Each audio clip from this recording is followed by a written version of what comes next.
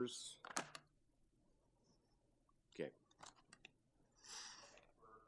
Who's not up on the screen there? Who's the fifth member today? Is she here? Mishi. Okay, she's just not, there's not enough room on the screen for all of us. Okay. Welcome, everyone. Good morning. During the declared emergency, Committee of Adjustment virtual public hearings are being conducted by electronic means through WebEx, an online digital platform, and streamed on the Toronto City Planning YouTube channel. These measures are necessary to comply with physical distancing requirements and in-person attendance limitations. This will be a virtual public hearing. Participants who have registered in advance will be able to make their presentations to the committee using WebEx, an online event that is being moderated by city staff. Anyone wishing to view the hearing may do so by watching on YouTube. Participants who have registered in advance will be connecting either by their computer, a phone or tablet app, or by telephone. All participants will automatically be muted on entry. When your item is called, please, each participant will be unmuted by the moderator, one person at a time. Only the committee members will be participating by video. Panel members participating today are Danny Bellissimo, Donald Taylor, Mishi McCluskey, and Laura Alderson. I am Michael Clark and I'm the panel chair. All registered participants will be participating by audio only. We also ask that you mute your devices until you are called on to speak. Land acknowledgement. We acknowledge that the land we are meeting on is traditional territory of many nations, including the Mississaugas of the Credit, the Anishinaabe, the Chippewa, the Haudenosaunee, and the Wendat peoples, and is now home to many diverse First Nations, Inuit, and Métis peoples. We also acknowledge that Toronto is covered by Treaty 13 with the Mississaugas of the Credit. In accordance with Sections 45 and 53 of the Planning Act 1990 as amended, this meeting of the Committee of Adjustment of the City of Toronto is called to order. The Committee of Adjustment considers applications for variances from the provisions of the zoning that apply to the property, permissions to extend or alter lawful non-conforming uses, and consents to sever properties to create new lots. Anyone in attendance today who wishes to receive a copy of the decision of the committee on an application must submit a written request by email. Please ensure that you include your name, address, and email address because Committee of Adjustment and the event of appeal, the TLAB, will be sending notifications and appeal updates by email. If you do not agree with the decision of the committee, decisions may be appealed to the Toronto Local Appeal Body or in some limited circumstances to the local planning appeal tribunal. Appeal instructions are set out at the bottom of the decision of the committee. The hearing procedure will be as follows. In the virtual world, we go in order. We call each item in the order listed in the agenda. We will deal at the outset, though, with the deferrals. When making your presentations, when an application is uncontested, the agent or applicant may proceed with a presentation if desired. When the committee does not require presentation, applicants are to advise the chair should they wish to address the committee. The committee may ask questions and/or take the matter into the committee for a decision. Each speaker, including the applicant or agent, is given a maximum of 5 minutes to address the committee, and I will comment when you're reaching the 5-minute mark. When addressing the committee, please start off by clearly stating your name and address for the record, and please remember to confine your remarks to the issues and the matters outlined in the application. The applicant or agent will proceed first and make a presentation to the committee of the application, and please note that the committee may not entertain revisions to proposals at the hearing today. The committee may decide to defer the application if being substantially revised in order to ensure that the application is accurate and that all those entitled to notice of the application have been informed of the changes. Then individuals either in support or opposed to the application will be invited to speak. Committee members may ask questions of each speaker at the end of their submissions, and when all speakers are finished, the applicant or agent is given an opportunity to rebut only those issues and answer those questions that were raised by the speakers, but not to introduce new information. That will mark the end of the discussion, and the application is then taken into the committee for a decision. Some preliminary matters to take care of before we get started. I believe we have some minutes to confirm. Mr. Carvalino, I believe there are two sets, or is it just the November the 14th? Just November the 16th, Mr. Chair. The 16th. Okay, I was off. So November 16th minutes. Members, if I could have a motion to approve those minutes. Mishi, thank you. And seconded by, you see a hand going up. Mr. Bellissimo, thank you. Okay, the minutes are approved. Any declarations of interest of panel or staff on the matters before us in this morning's agenda? None to declare, thank you. And are there any files to be closed, Mr. Carvalino? No, Mr. Chair, no files to be closed. Okay, thank you. Okay, we'll deal, I guess, with some deferrals first to clear the people so they can go on with their days and we have less people on the line. The first item being dealt with on a deferral is item number 2, 181 STRATHNAIRN Avenue. We have, it looks like a deferral request. We have a planning deferral. Is this matter still reviewed? Because I see we do have revisions. I believe is planning still recommending refusal following those revisions?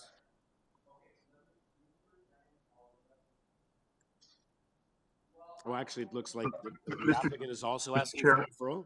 Yes. Yes, Mr. Chair. Okay, so everyone wants this deferred. Is Louise Yang, the agent, on the line? Yes. Okay, good morning.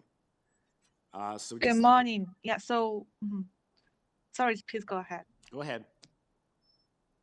Oh, we're just requesting a referral because we received a refused planning report. I think it's about the FSI area. So we just revised the drawing accordingly. We sent to planning department, but they didn't start the review. So that's why we want to request a referral. Okay, right. So you've made changes. You reduced your GFA to 0.66. Looks like as per the planning. Yes, that's right. I haven't had a chance to go through it all and see that they're happy. Okay. Yeah. So members, can I have a motion to defer this application? I'm happy to make that motion for deferral to allow the applicant some time to confer with. Okay, and Mr. Bellissimo had his hand up as well, so I'll take him as a seconder for that motion. All in favor? It's unanimously deferred. See you again, Ms. Yang. Okay, thank you. Okay. The next one, it looks like, is number 6.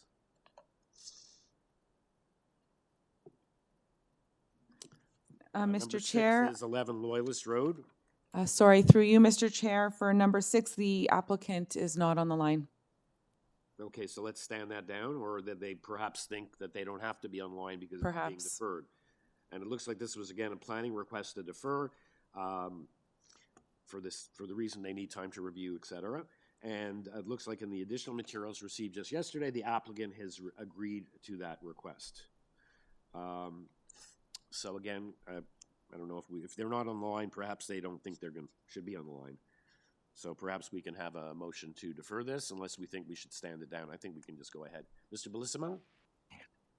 Danny Bellissimo moves for deferral. Okay, thank you.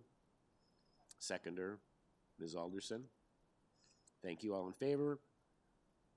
Okay, that matter is deferred as well. Number 8. 20 Shadwick Drive.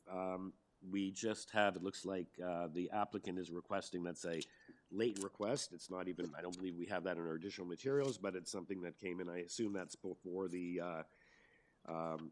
planning was recommending refusal of the application, but there is revisions. So it looks like, again, they have to review the revisions. Is the applicant on the line? I believe it's Josie yes. Saccone? Yes. It's Josie Caldes. Okay. Okay. You're the owner then? Because I see we had registered your agent.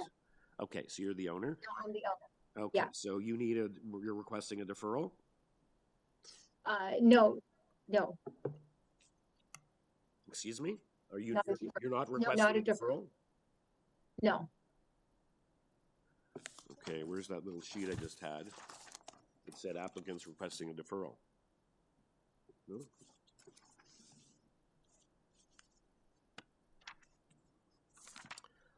Yeah, it says here. Oh, sorry, it's item 15. It's 8 Plumstead. I thought it was item 8. Never mind, my bad. We'll get to you in due course, okay? So you can go back on hold, Josie. Thank you very much. Sorry about that. Okay, can't read your writing. Okay, the next one then is item number 15, 8 Plumstead. Planning was asking for a deferral, and it looks like now the applicant is also requesting a deferral. So the speaker for that is Marco Vieira, and we also have a neighbor from 6 Plumstead on the line, prepared to deal with this, I assume, on the merits. Marco Vieira? Good morning, Mr. Chair, members of the committee. Marco Vieira, I am the agent for this application. The reason we ask for a deferral is that we've made changes to our initial application where we've reduced 3 of the variances in the discussions with planning.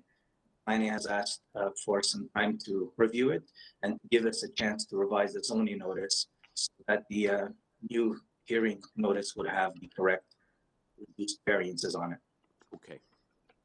Okay, committee members, any questions for Mr. Vieira? Is someone ready to make a motion to defer? Mr. Taylor, thank you. Seconded by Mr. Bellissimo. All in favor? Yep. Okay, so we have another deferral. Thank you, Mr. Vieira. Oh yeah, I guess we should go on the line. We have Tony Palmigiani on the line at the next door neighbor. Sir? Do we have Tony on the line? Hi, Mr. Yes, Palmigiani. Sorry I didn't weigh in. This is like a request to defer. It looks like the applicant has made some changes to make the applicant more closer to compliance. 3 of the 6 variants have been reduced, and we were given a yellow sheet, but community planning and perhaps yourself haven't had a chance to review those changes. So I assume you have no issue with the deferral? No issue with the deferral. I just would like to understand the process from here on in. You will be re-notified, yeah. My acceptance. Or maybe I'll be notified? there'll be a re-notification when this matter is brought back on the agenda after community planning has a chance. So there is some time. Perhaps if you haven't had, or the applicant or Mr. Vieira or his client haven't had discussions with you yet as to what your concerns are, this would be an opportunity to perhaps do that before this matter comes back. Okay. And on the re-notification, do I have to apply or send an email as was discussed up front, or will I automatically be receiving updates on this file? If you're in a notification area, so you will be notified and sent a revised notice. Okay. As you're next door, you're within the notification area. As to whether you're automatically sent that because you weighed in, I assume, with a letter on this application, or have you registered to say you wanted to speak, or have you sent a letter in? Yeah, I sent in a letter. It's on the file, Okay. and it was discussing all 6 points where there was changes, I guess, now being made, and this is being deferred. I just don't. I'd like to be part of the process in understanding where we're at and whether or not I agree with it or not. Yes. So you've already raised your concerns. When the applicant makes some changes, and whether they can send that, Mr. Vieira can send that to you sooner, or when they send it to the city, and you'll have a chance to weigh in and perhaps revise your letter of concern, your objection letter. Given the changes, perhaps you'll no longer have concerns, or maybe you will still have concerns. So you will be given an opportunity to deal with this on the merits. Okay. Thank you very much for that Thank you, sir. Have a clarification. wonderful day. Okay, so I believe we are in the middle of a motion. Did we have the mover and seconder already recorded on that? I can't remember. Okay, so anyway, it's Mr. Taylor and Danny. All in favor? Okay, the matter is deferred. Okay. And item number 17, 33 Loma Road. This is a request from planning, again, for time to review. The speaker on this application, the applicant or agent, is Nadeem Irfan, and as well, I have the owner on the line and the neighbor from 26 Cochrane. So let's hear from the agent first. With respect to community planning's request to review for a deferral in order to give them time to review this application. And whether you agree to that. Hi, this is Pega from Nadim's office. He's gonna be here in a sec. Okay, what's your name again? From Nadine's office? It's Pega. Yeah. Okay, He's not behind his computer. I'm just gonna call him right now. So again, I can't, you're speaking coming through a little muffled. What's your position on the deferral request? You in favor of the deferral? Nadim is not in front of his computer. He's using bathroom. He's gonna be back in a sec. Okay, but do you know if he's If- opposed to this request from community planning, or we'll stand it down and we'll come back to you then when this matter is called? Okay, if he's not He's available. back. He's back. Sorry. Hi, Hi, Nadeem. this is, hi, sir. Nadeem, are you aware that community planning is looking for a deferral of this matter? I have not directly received an email or an information or nothing on the portal that says that they're requesting for a deferral. Okay, staff, we have the deferral memo. Is that in those situations, or is there not communication with the agent on the application? We have a Mr. revision Chair, page, it looks like. Yep. It should be posted. The all memos are posted on the AIC. If I can get Annalisa to share her screen and we can see the memo, and maybe the applicant can have a quick look at it. Yes. So if you've been listening in, Nadeem, Mr. Irfan, you'll notice in a number of Yes, sir. applications, community planning hasn't had a chance to either review the application or review the applicant's revisions. In this case, I see you have a revision sheet, and you've eliminated variance 4, you've reduced variances 2 and 6. So obviously, community planning, and it is posted on the memo, which Annalise is going to put on the board, perhaps, if she's able to.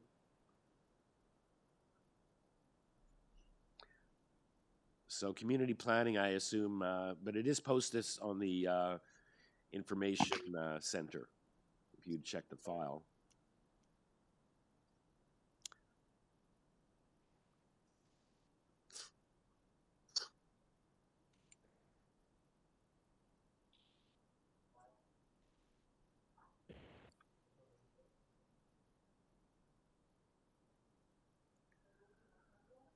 Sorry? Yeah. Okay. Kind of hard for me to see that. So Mr. Irfan, community planning is requesting they haven't had a chance to review the revisions. There is an opposition letter. See, we have the revised plan. So community planning, I don't know if they I don't believe they weighed in with any letter previously or memo on the previous iteration, but now, given we've made changes, they're saying they have not had a chance to review and advise the committee whether community planning is okay with this application as revised. So are you okay, or you're opposed to the request for deferral, sir? My only thing is my client has waited almost a year and a half for this project, and we've been through the zoning many, many times. And we spoke on just a couple of days, and where he was persistent that he wants to present this application to the committee member. And he personally actually did the zoning waiver and amended the variances. Yeah. So I'm assuming he wants to proceed with the application, and hopefully we can somehow demonstrate to the committee that it's a favorable, a supportable application. Okay, yeah, I see, because we also have a neighbor behind who also wrote in with a letter, which I assume you've seen, it's in the file. Yes. And, they have concerns as well, so we don't know if this neighbor is now okay with the changes or not. Their concern was the height of the rear deck, it looks like, okay? So have you brought the height of the rear deck down in your revised application or not? The owner is also registered for, sir, the owner is also registered, so he wished to speak to you before he make up his mind to. No, sorry, we only have one speaker per application. You are the agent, so in that circumstances, your client cannot speak, but committee members will make a decision on the request. So Would you be able to allow me for? If you're opposed to the application, just state that, and then the committee members will decide whether this matter will be deferred or not in light of the community planning request. So you're opposed to the application. Let's get Mr. Neal on the phone. It looks like the rear yard deck, that is the variance that was deleted, variance number 4. Although there is still variance 5, which is the side lot line of the deck. Mr. Taylor, Mr. Neal, Taylor Neal, 26 Cochrane. Are you on the line, sir? Need to be on. Hello, everyone. Yeah, thank you. Hi. So I see you wrote in a letter of a concern, objection. It looks like your concern was the height above ground of the first-story rear deck. They've now eliminated that variance, so I don't know if you're now satisfied. But well, I mean, the deck is still that height. But now I don't have any sort of bylaw that would then protect me from that variance. Now that's been eliminated, so you know my power has been reduced. So I mean, I really don't know what I could possibly say here. After I did submit my letter of objection, the applicants did visit my property, which is directly rear adjacent to 33 Loma. We share a fence line. That is the majority of the fence line in my backyard. Just to discuss the exposure my property would have to the rear deck, and the applicants did propose building a shared fence. Yeah, your voice is kind of fading out. I'm having trouble. Sorry about that. Yeah. So. Yeah, they did propose, building a shared fence. I did have concerns on fence height. Our maximum fence height, I believe, is 6.5 feet. That's 2 meters by bylaw.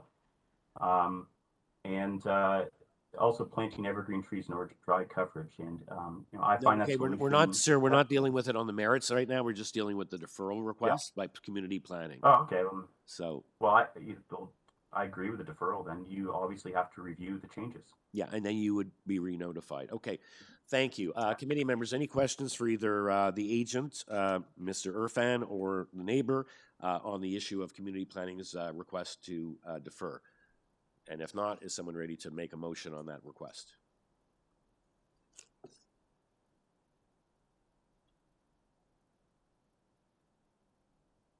Mr. Taylor? Yes, Mr. Chair, I believe it's in the applicant's interest to accept a deferral recommendation on this as opposed to a potential refusal motion. So I'm going to move deferral to enable time for the community planning department to review the changes to the application. Thank you. So we have a seconder for that motion. Danny Bellissimo seconds the motion. Thank you, Mr. Bellissimo. All in favor? Okay, the matter is deferred accordingly. Thank you, thank you to the applicant, Mr. Irfan, and Mr. Neal, as well as the owner, Eugene Ney, who's on the line and regrettably not able to hear from two parties from on an application. Okay, and then number 19, the last matter. I don't know if looks like there's a transportation deferral request. Mr. Carvalino, should we deal with this, or this one is not from planning and we can deal with it in due course? Mr. Chair, item 19, I've got transportation requesting a deferral so that a front yard parking permit could be obtained prior to the committee making a decision on the variances that would be required to permit that. So if possible, could we deal with item 19 in order? Okay. Because it's one of those chicken and egg things, and the committee should make an informed decision. Okay, so it's we'll treat it differently than the planning deferral. Okay, so in that case, we can start hearing applications. So item number 1 is 47 ROSSBURN Drive. It's an application to construct a second-story addition above the existing dwelling, a one-story south side addition, which will be the new attached garage, and the existing attached garage will be converted into habitable space. And there are 5 variances. We have a good start. All we have is an arborist report being submitted by the applicant, and we have no other information on the file from city departments or neighbors. On the line is the owner of the property, Michael Mattis. Mr. Mattis, welcome. Yeah, good morning. It's Michael. Okay. Is there anything you'd like to let the committee members know before I take it in the committee to see if they have questions or are ready to make a decision? Oh, yeah, good morning. It's Michael Mattis, owner of property 47 ROSSBURN Drive. Based off the other houses on the street, I feel that our requests are reasonable within our neighborhood. Yep. Okay, so thank you for letting us start off with a nice, easy application. There's no objections, nothing much on this. Committee members, any questions, or is someone ready to weigh in with a motion? I'm ready to name this for the motion if no one has any questions. Okay, go ahead. Yep. Sorry, Mr. Bellissimo, did you have a question? No, I was gonna say exactly what you said. Go ahead. Okay. I believe that the 5 variances are minor in nature and desirable for the development of the property, and I move for approval Thank with you. no conditions. Thank you. Danny Bellissimo seconds the motion. All in favor? Okay, Mr. Mattis, you have your approval. Have a wonderful day. Thank you very much. Okay. Next application is item number 3, 51 Pheasant Lane. It's an application to construct 2 new accessory structures. There's 1 variance, lot coverage. We have a revised arborist report, a photo of the structure. We have support from number 49 next door. They did mention they have no objection to the pavilion, but I note there are 2 structures. Perhaps we can hear from that. And we have urban forestry requesting condition number 2. We have 1 speaker, the owner, Luigi Fascitelli. Good morning. Good morning, Mr. Chair. Good morning, members of the committee. Thank you. Okay, so you only have one variance.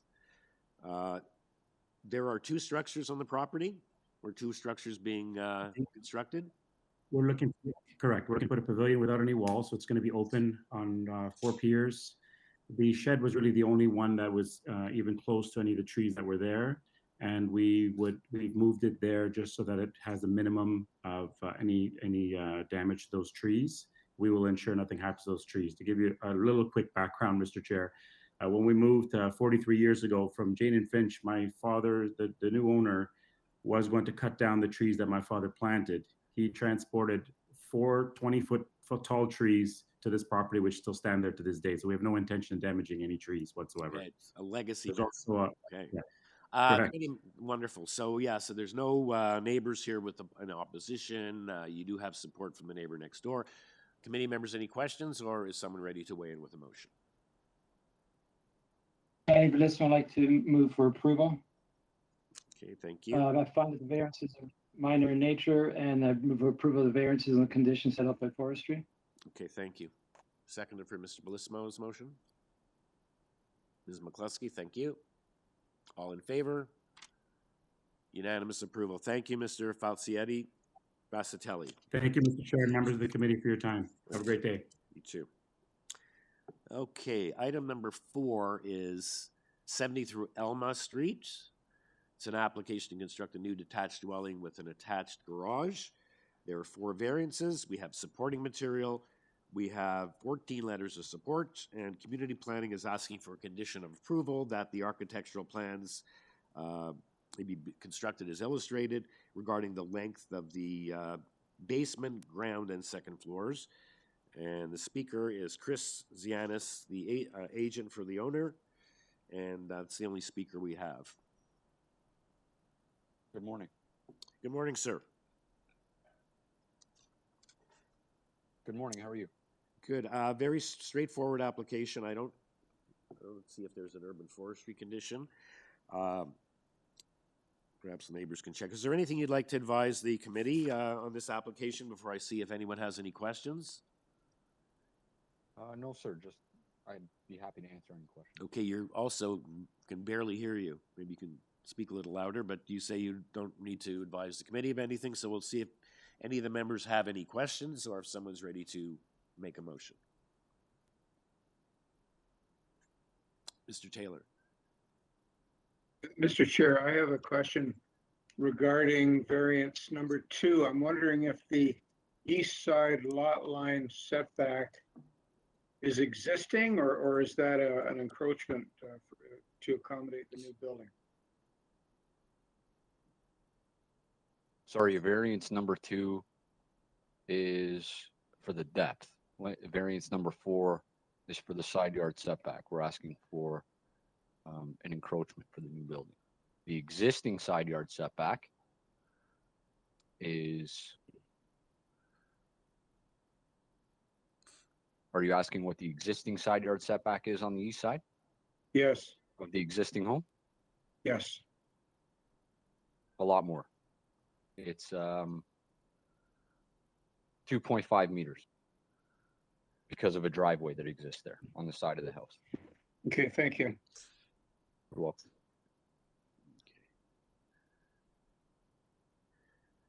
Okay, any further questions?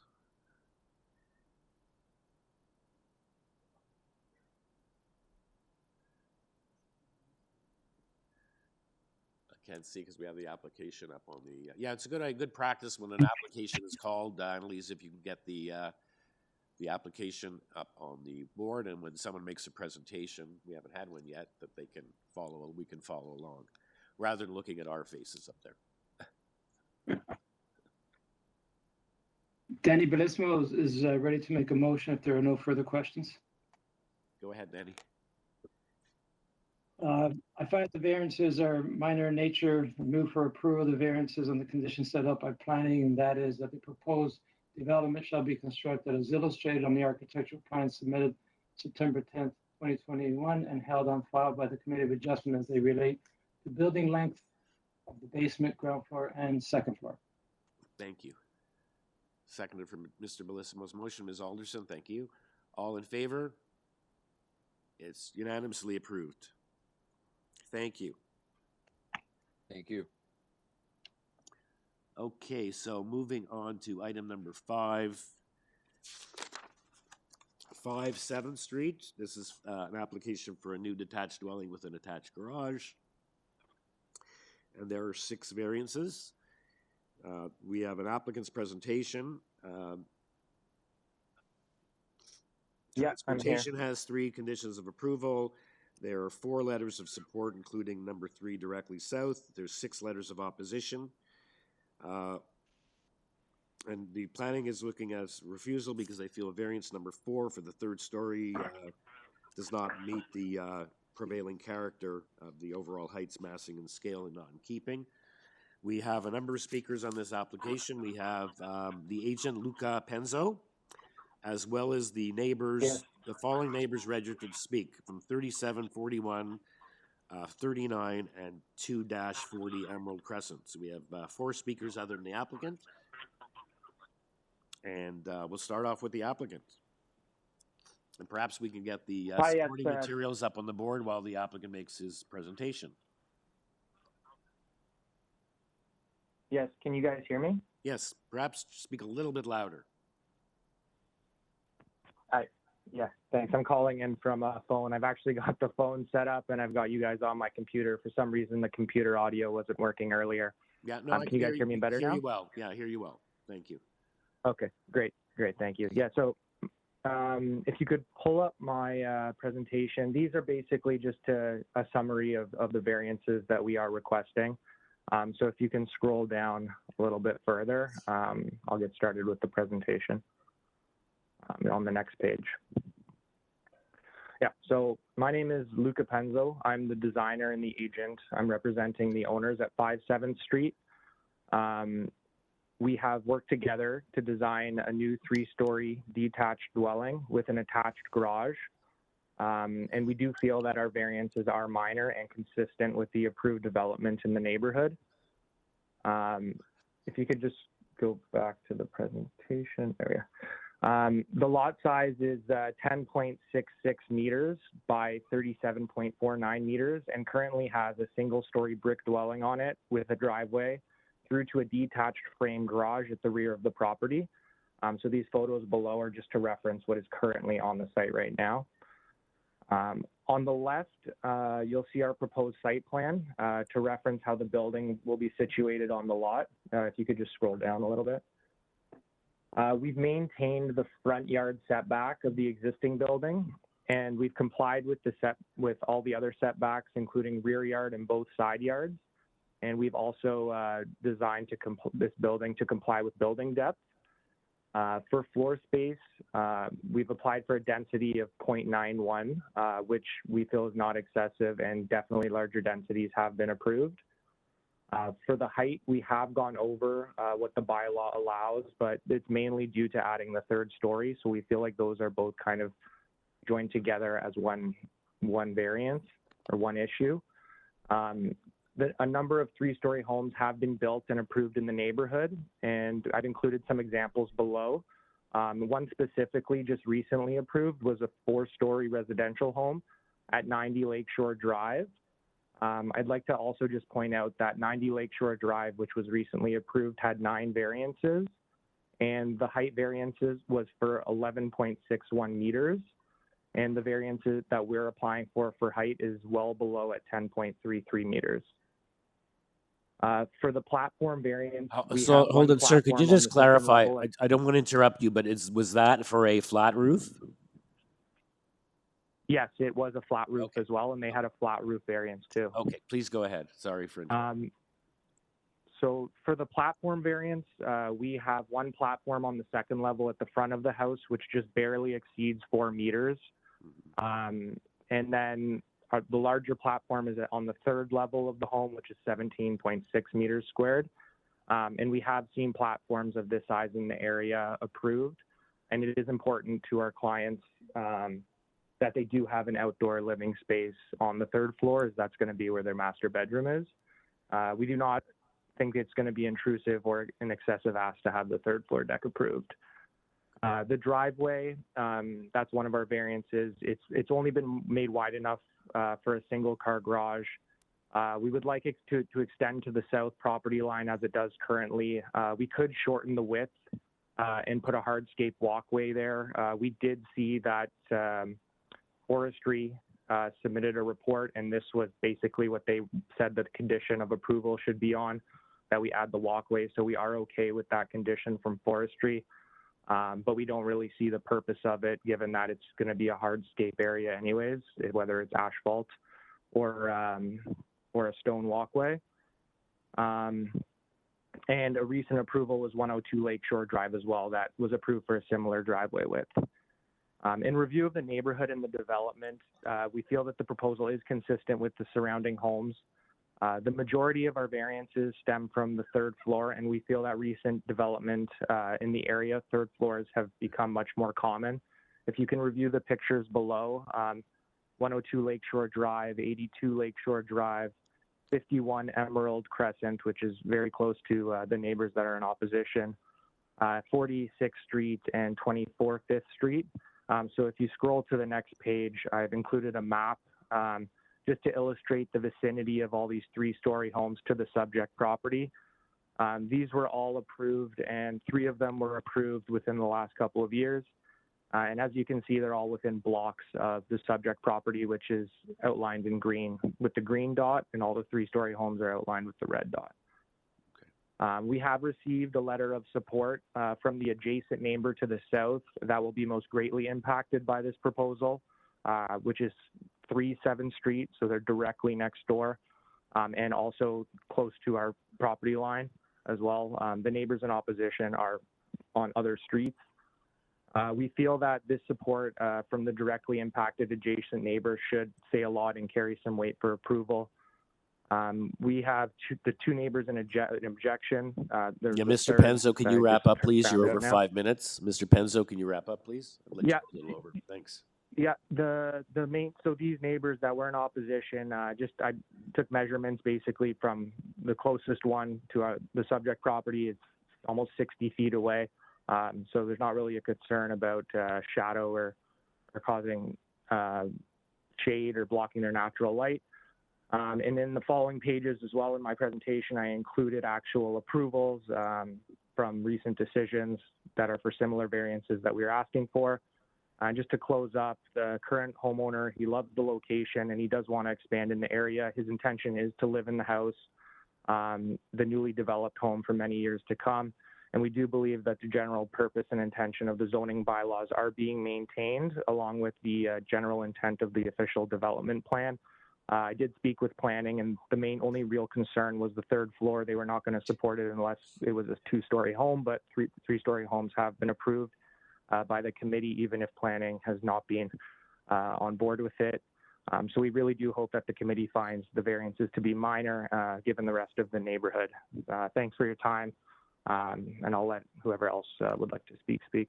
Thank you, Mr. Penzo. You'll have a chance to respond as well. So at this point, does anyone have any questions for Mr. Penzo before we move on to the neighbors with concerns? Ms. Alderson? I do actually. I do have a question.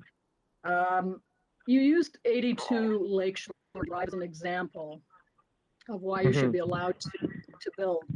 And yet the number 82 has a setback on the third floor. So from a visual massing perspective, it doesn't look as overwhelming. So was that something that was considered, doing a setback on the third floor? We did consider it, but planning did say that even if we put the setback, they wouldn't even want to have a balcony out front, so they want the balcony eliminated. So it wasn't something that we were considering to actually do a change. I get the aesthetic and the visual difference that it would make, but from a variance perspective, it would not have changed any of our variances, because the balcony would have been shifted to the front and the size would have stayed the same, the height would have stayed the same, so the variances would not have changed. Thank you. Okay. No problem. Anyone else have any questions for Mr. Penzo, or we'll go on to the neighbors? Okay. The next registered speaker is Dave Cervati at 37 Emerald Crescent. Looks like it's... Hello? Yes. Hello? Yeah, it looks like we have a key lot situation there. So we have the neighbors on Emerald sort of on the side of this, facing the side, all their rear yards face the side of the newly proposed home. So Mr. Cervati, you have, its floor is yours if you'd like to advise the committee members of what your concerns are. And we do have the letters. Hello? That hello? Can you hear me? Hello? We can hear you. Can you hear me? I can hear you loud and clear. Yep. Dave, I can hear you. Okay. Yes, I have a number of concerns having to do with the building at number 5, 7th Street. I haven't done this before, and so I don't have a background architecturally speaking, but I do see that there's 6 sections that are contravening the bylaws at this particular time.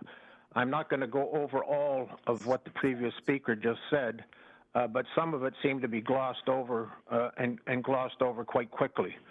A number of different things is, for the different speakers that are going to be speaking in the next little while, all of our homes back on to this new development.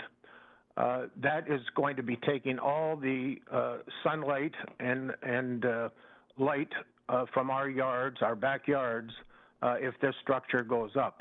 The sun is usually in the south and would be shining towards our backyard.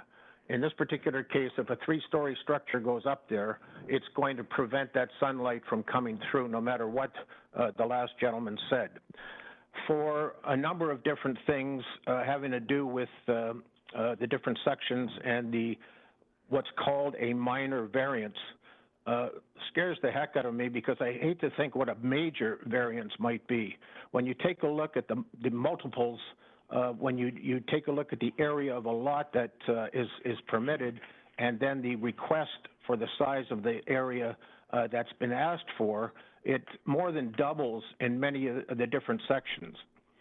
The maximum permitted height for a building is 7.2, as I'm reading right now. The proposed development is asking for a height of 10.33 meters. I don't know where minor plays a role in that particular thing. The maximum number of stories is 2, as mentioned before. The proposed number is 3, which really is, and it's totally different than what the owners mentioned to me when I met them first in the backyard. They said that they were going to put a 2nd story on, and nothing was ever mentioned. And this was only about a month or a month and a half ago.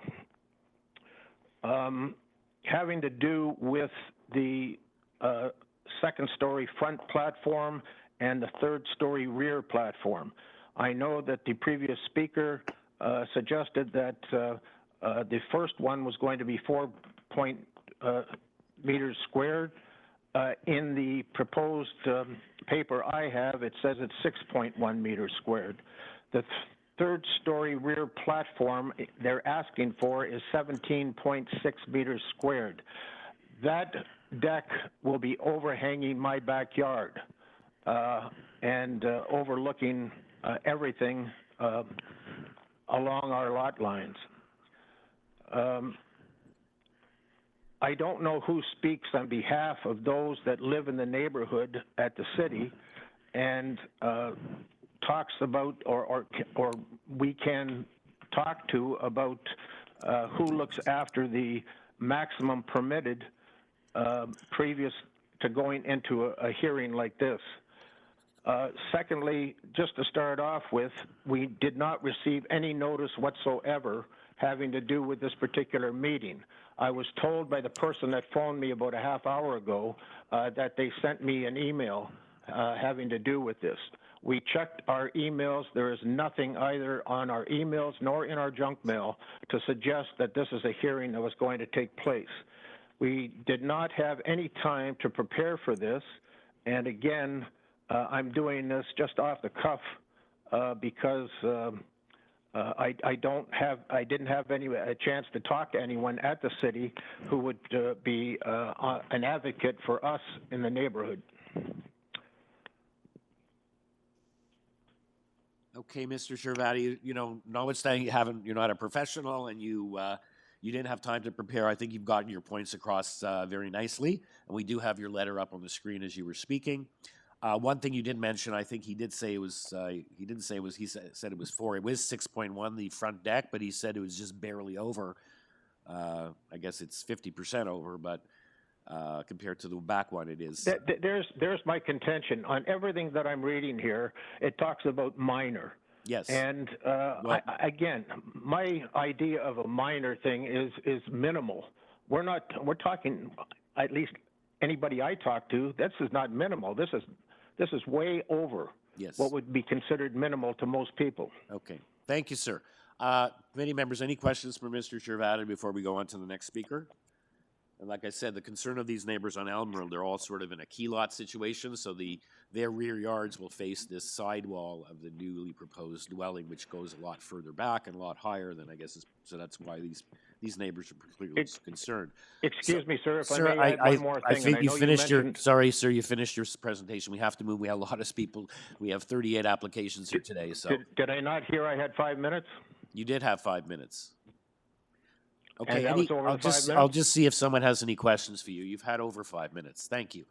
Any questions for Mr. Shervati? We'll move on to one of the other neighbors. There are 4 neighbors here, so perhaps one of them will cover any point that you didn't bring up. Any questions? Or we'll move on to... My family has lived here for 74 years, so... Mute the speaker, please. Thank you. Any questions for the speaker? No, sir, you did a very good job. I'm just saying you have a time limit, and you've reached beyond that time limit.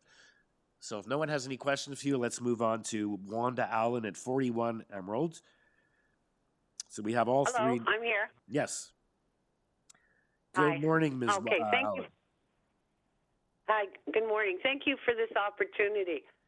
I think the previous caller outlined the concerns quite well, and I appreciate his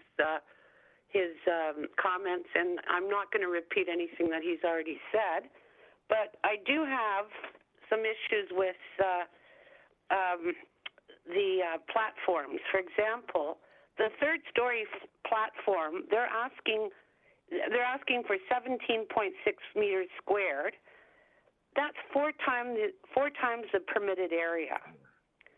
So what's going to happen is they're going to have a nice view of all the surrounding properties. So that's really, I know I'm repeating what the previous caller said, and I'm sure that the next callers are going to say the same thing, but we cherish our privacy down here. It's very serene. It's very quiet, more or less. You know, a lot of people buy their properties because they look around and they don't want to have an apartment building towering down and looking into their backyard. So, you know, based on that, to have it added in after we've already purchased in the area and we're established is really unfair to the neighbors. That's one thing. The other thing is, I'm just wondering, the 3 stories, I don't think it's fair to the neighbors to go around and take pictures of anything 3 stories and above and say, well, I think we should have it because they have it. I don't think that's justification. That just doesn't make common sense. I mean, if we look at that as an example, any one of us could go around our neighborhood and take many, many, many more pictures of one-story and two-story houses and say, we want a bungalow or a two-story because the majority, and I mean the majority of homes, are that height. You know, so it's either way. You know, you can go, it's a matter of preference whether you're going to side with one or the other. Those are my two. Now, I have a couple of questions. As far as the driveway width, is that going to be a one or two car garage? Can the agent answer that question for me, please? Yeah, he'll answer that in his rebuttal. You can state all your questions, and he has 5 minutes to Oh, okay, rebut you and all the other yeah, neighbors' okay, now I concerns. understand. No problem. Okay, so, yeah. So the maximum permitted driveway width is 3.3 meters. So converted, because not everybody works in meters, that's 10 feet, 11 and a half inches, which is almost 12 feet. That's pretty substantial for a driveway. You can get, you know, one car in a driveway. An average, depending on the make and model of the vehicle, it would be between 6 and 8 feet wide. So that's plenty of room. That even accounts for the door swing. Now, his proposal is to have a driveway width of 14.43 meters, which converts to 14 feet, 6.5 inches. That's substantial too. And now where I'm going with this is open landscape space. We have, in our neighborhood, I mentioned this in my attached letter, but we are trying to, everybody's speaking environmental and, you know, groundwater and, you know, in nature and all that kind of stuff. So I have an aversion, I think other people do. I'm not going to dictate what somebody's landscaping taste should or shouldn't be, but I also believe that we have to maintain some greenery in the area for obvious reasons. I'm not going to go into that. So by having an overpaved front yard, that's going to really deter from the neighborhood. Also, I'm a little concerned about the tree in the front yard. That tree, I think it was planted by the owners, not the current owners, obviously. I don't have the diameter of the tree, but I do believe that it should, the Forestry Department, I put this in my attached correspondence as well, should have a look at it. I know it's quite wide at the base. And also I'm concerned about some of the trees in the rear yard. I don't know their diameter because, you know, I haven't been on the property, but I think that if any need to be cut down, we should be aware of that because any tree over 1 foot in diameter, 0.31 meters, needs a permit. So I don't think in his in their submission, I don't think it was very clear on A, how many trees, and B, what the diameter was. So I'd like to know more about that. So in closing, I don't want to take up too much time. In closing, I just believe, I believe when Mr. Dutka moves, if he moves into the neighborhood, I think he has some property rights to go ahead and build and be happy with his new home. And, you know, for the most part, we'll all be happy for him if he has the, you know, desire to do that. But I think our issue is how negatively it impacts us as a neighborhood, as the person next door. And we want to kind of coexist. We want a little balance. And I think that by this monster home moving in and really, really encroaching on our enjoyment of our properties, it's a real overreach. And as much as we'd like to be good neighbors, you know, we don't want to do it at the detriment of our happiness and our Can you please wrap up? You're enjoyment. over 5 minutes, please, Ms. Allen. I've let you go almost 6 minutes. Okay, Please thank wrap you so up. much. Okay. Thank you for your submissions. Any questions for Ms. Allen before we move on to the next speaker?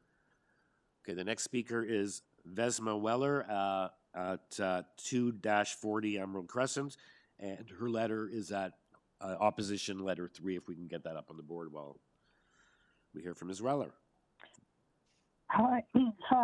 I wanted to let you know that the people who live in this neighborhood are real people, and any positive or negative change affects each one of us. Every day when I look out my window or step into my garden, I see the open sky and the lake and the surrounding landscape, including number 5 7th Street. I do not want to see a 3-story wall erected on that property. The proposed house is too big, it's too tall, and the footprint is also too big. Please, if I could ask that the bylaws that were enacted to protect all of us, that they be followed. I don't see any provisions made to improve the environment and to absorb the negative impacts of climate change, which we're all being warned about. And I just object to the application. Okay, thank you. Any questions for Mrs. Weller before we move to the last speaker in opposition, and we'll go back to the applicant. So the next speaker is either Ray or Sava or Tina Zavagno at 39 Emerald Crescent, and we have their letter at the first opposition letter in our package. Hello, thank you for this opportunity. Yes. It is Ray that is speaking. I have to agree completely with the previous 3 callers. I'm not going to repeat. They've all pretty much extended to the committee all our issues and concerns to this dwelling. So I'm going to be very short. I pretty much would like this refused. And I'm very upset with the city and its ability to let these 3-story monsters into our community. It's been a very small, quaint, quiet neighborhood. And unfortunately, the precedent has been set in which the application has shown us with monster homes in the neighborhood, including one that is 3 doors down from us, which is already too high. There's a window overlooking our backyard, our privacy. It's upsetting that the committee is allowing this stuff into our neighborhood, and I think it should be refused. My neighbors have pretty much got all our issues on the table. Yes, thank you, Mr. Orsava. Any questions for Mr. Orsava? And if not, we'll go back to Mr. Penza to respond to the concerns of the neighbors. Okay, Mr. Thank you, Penza? Chair. Can you hear me? Yep. Yep, thank you, Chair. Yeah, so just in response to all of the neighbors' concerns, I was just trying to make some notes so I can tick off a response to everything. But first, in regards to the garage, so just to clarify that it is a single-car garage. The interior dimensions of the garage, like she said, is 12 feet, so it's just enough to fit 1 car and swing the doors open on both sides. The only reason that the driveway is wider is because we've just extended it to the south property line, which is the section that transportation said that they'd like it to be in a condition of that being a walkway, which is fine with us. I'd like to point out that obviously she had a concern about softscape, and just wanted to point out that landscape, there's no variance in regards to landscaping in the front yard. And there's also no intention to remove that tree in the front yard either. On our site plan, we've outlined the tree protection zone. It is a city tree. For the deck on the 3rd floor, I'd just like to point out that all of these properties are to the north. And this platform on the 3rd floor is on the south side of the 3rd floor. And it's actually next to the property that we have a letter of support from. So it doesn't directly overlook these properties to the north.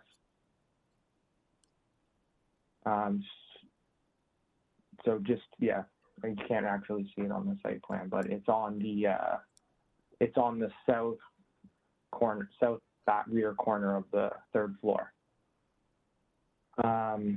And then just to speak to height, obviously the height is a variance, and it is completely related to the 3rd floor, which is also a variance. So the two are really connected.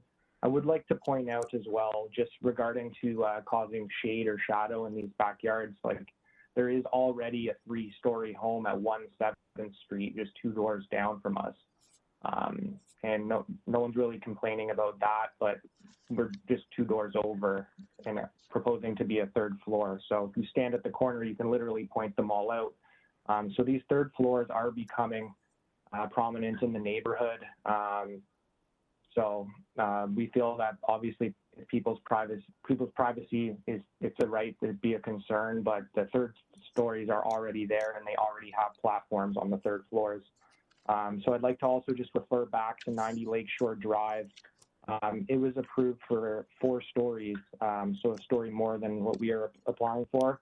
And on the 4th story, it was approved to have an 18 square meter platform. So it's 18 square meter platform on the 4th story, and we're applying for less on the 3rd story.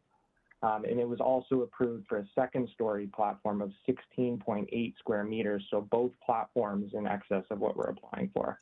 And that was approved at 90 Lakeshore Drive. It seems like the neighbors' concerns to me, like they mostly do appear to be visual, like they don't want to see this building.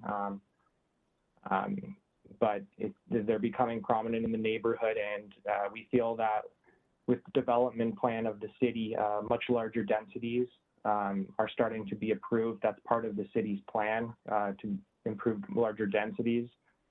So because of that reason, we feel like the general intent and the purpose of the development plan is being maintained, and the general intent of the zoning bylaws as well. Okay, thank you. Committee members, any questions for Mr. Penzo, or for that matter for any of the speakers at this point, or Mr. Bellissimo? Danny Bellissimo, some questions for the applicant. Would like staff to put up on the screen drawing A-18, the cross section, building section A.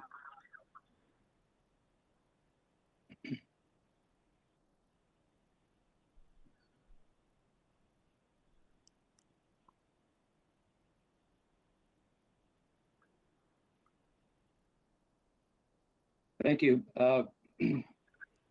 Question to the applicant, I noticed the height issue is not just an issue of the 3rd floor, it's an internal issue as well. You have, from what I see here, and you can correct me if I'm wrong, you have a 9-foot ceiling height in the basement, 10-foot ceiling height in the 1st floor, 9-foot ceiling height in the 2nd, and 9-foot ceiling height in the 3rd.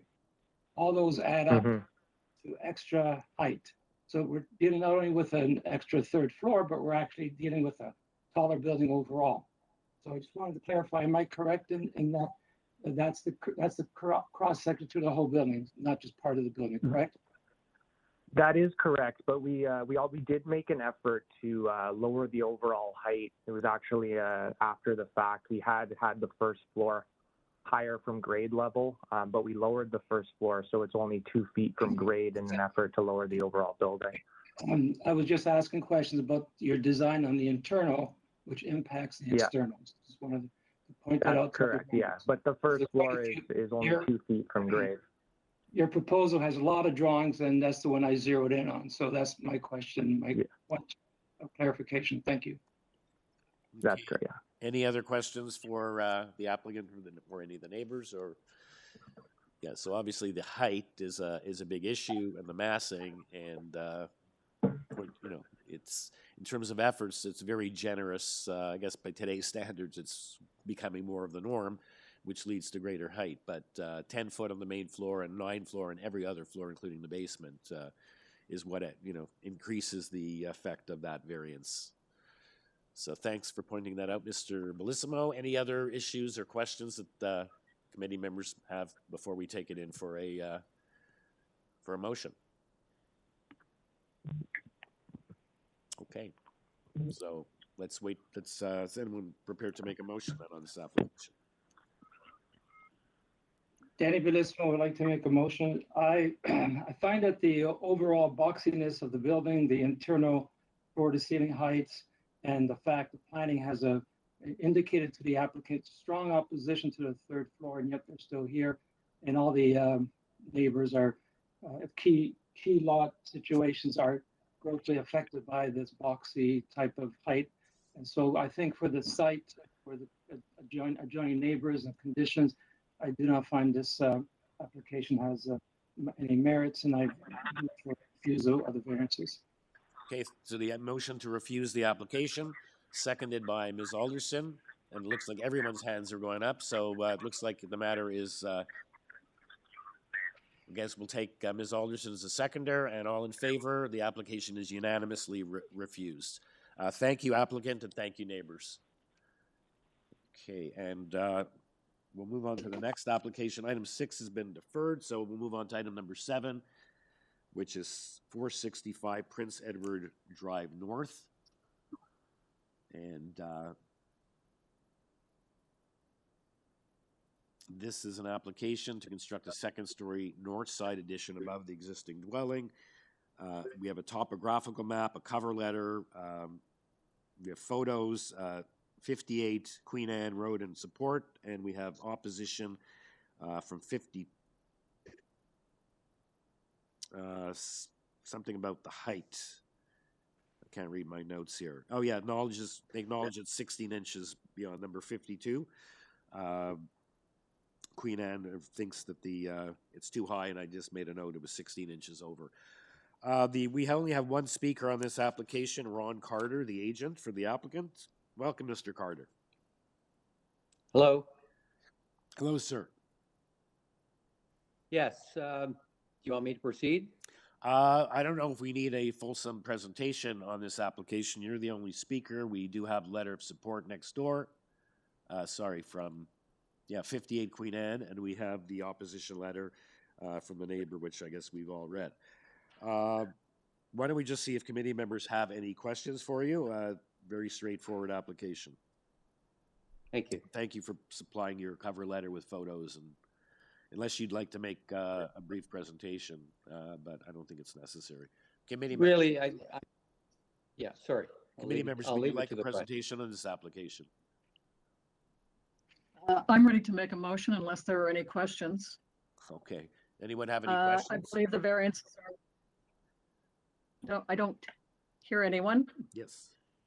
I believe that the variances requested are minor in nature, and we do have a letter of support, even though we have one letter of opposition. I'm prepared to make a motion for approval with no conditions. Thank you. Seconder for that motion? Mr. Taylor, thank you. All in favor? The application has been approved unanimously. Thank you, Mr. Carter. Thank you. Okay. Item number 8, 20 Shadwick Drive. And this is an application. We have a revision, yellow highlighted revision page on this application showing changes that were made to the original application. This is for a detached dwelling with an attached garage with 9 variances. We still have 9 variances, but 3 have been reduced. We also have obviously the revised plans and the waiver notice. We have an arborist report. Forestry is looking for a denial of the application due to variance number 9. Planning is looking for a refusal. That was November 22nd before the revisions, and the question is whether planning is satisfied with the changes that have been made. So perhaps we'll hear something from the applicant on that. It is actually Mr. Bardwaj, the owner of the property. No, sorry, that's the next one. We're back to Josie. Yes. I don't think it's Saccone. What's Josie your? Caldas. Yes. It's Caldas.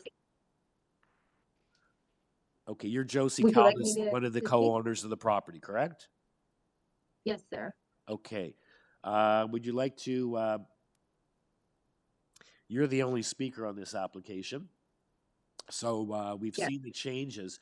Do you know, because we'll have to find out from staff whether it looks like the changes preceded the refusal memo preceded the changes you made?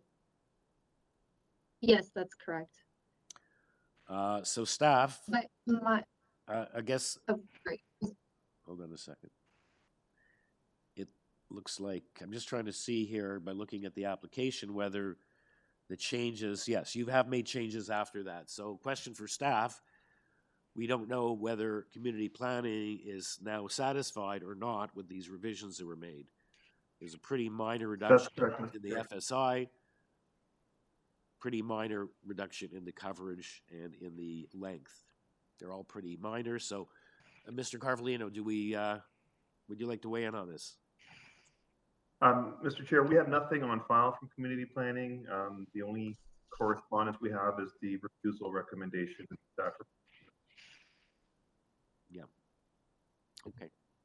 I guess committee members can see for themselves the revisions that were made and whether they would feel that unless the applicant would like a deferral to await getting planning staff's opinion on this. So just to let Josie Caldas let you know, I see your agent was supposed to be here speaking, but it's now you. Whether you wish to proceed, because we don't know whether community planning would be satisfied with what you've done based on their position that the overall massing and scale is not in keeping. Oh, hold on a second.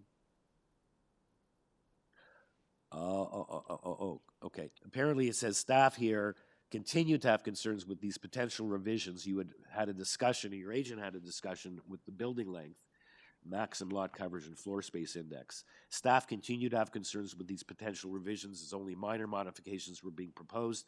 The applicant has not submitted a revised proposal. Well, now you have, and it says it remains unchanged. So community planning weighed in and said, well, these changes, assuming the changes you were proposing are the ones that you actually made, that they wouldn't be happy with that. So at least we have the answer to that. So Mrs. Caldas, would you like to make a presentation on this application, given that community planning appears to be opposed? Yes, sir, please. Okay, go ahead. Okay, thank you very much for the opportunity to speak today. So as you said, my name is Josie Caldas and I'm the co-owner of 20 Shadwick Drive along with my husband. The plan for this property is to build a house for ourselves and our 3 children. And to give you some background, as you also mentioned, our architect agent has been corresponding with the city's planner for the last few weeks in respect of the variances that we're requesting today. There were really 3 variances that the city's planner was focused on. We've amended our plans in order to fully address his requirements with respect to 2 of those variances, namely the lot coverage and the length of the house.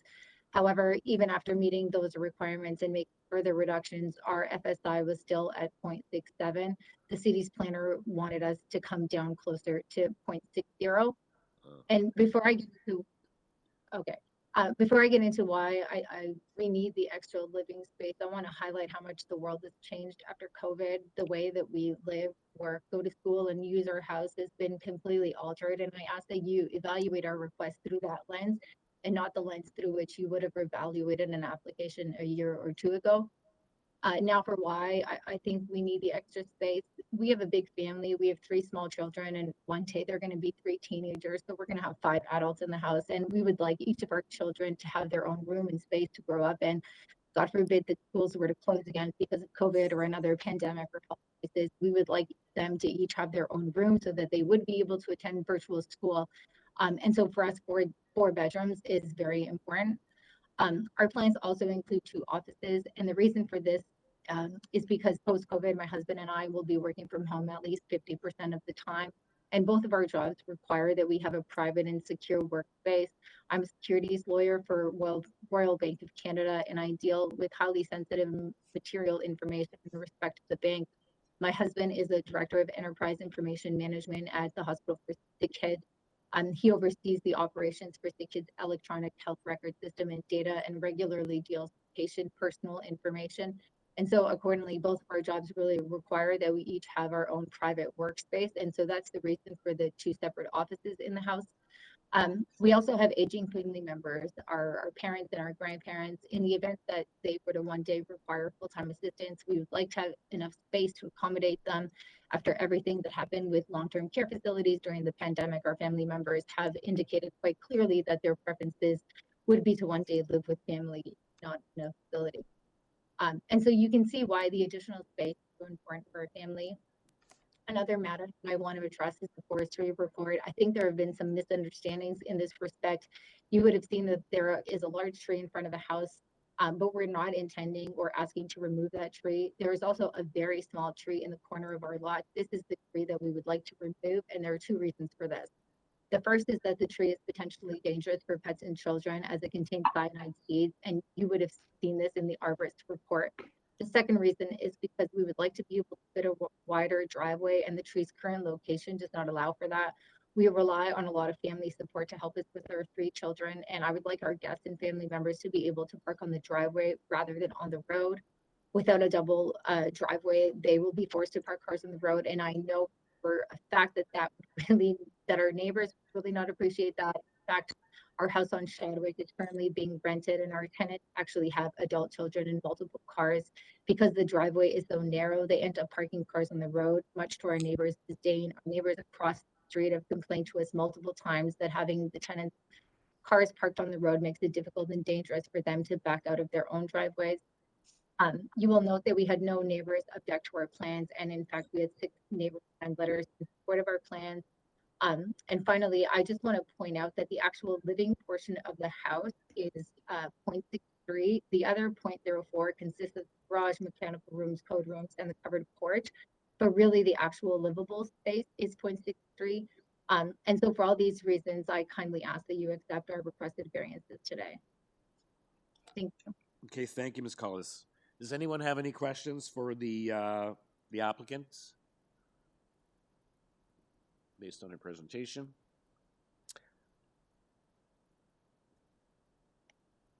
And if no questions, then is someone ready to weigh in with a motion?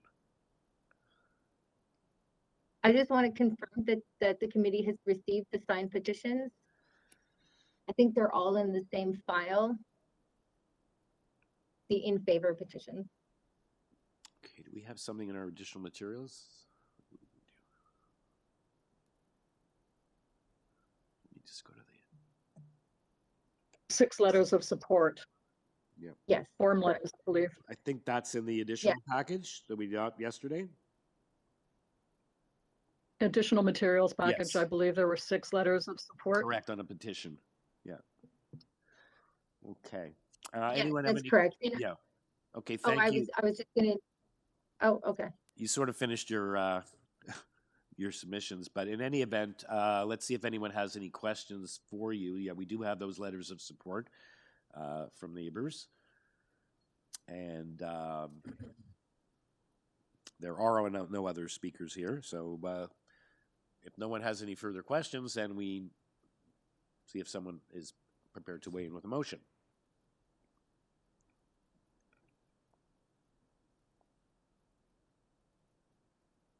Oh yeah, and transportation has no conditions, I see. They have also weighed in.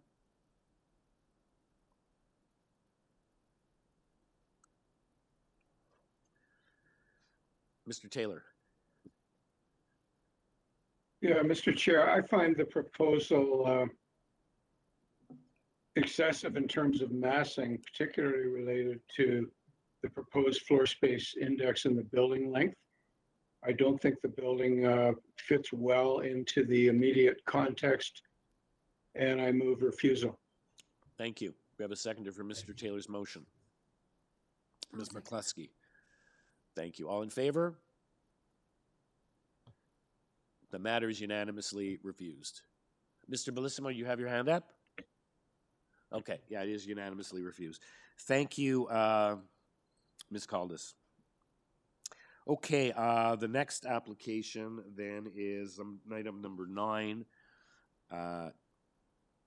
29 Harold Street. And this is an application to construct a north side carport and a new rear deck. There are only 2 variances. We have nothing. All we have is advisory comments for Metrolinx on this application, and the speaker is Sunil Bhadwaj, who is the owner of the property, co-owner. Welcome, sir. Good morning, Mr. Chair. It's Sunil Bhadwaj of 29 Harold Street.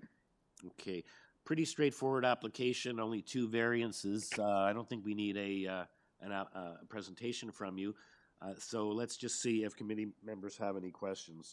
There's no urban forestry either on this. Very straightforward. Committee members. Danny Bellissimo. Sorry. Danny Bellissimo to make a motion if there are no further questions. Okay, no further questions? Okay, go ahead, Danny. I find that the variances are minor in nature and move for approval. I believe there are no conditions. Thank you. Thank you. Seconder for that motion, Ms. Alderson, thank you. All in favor?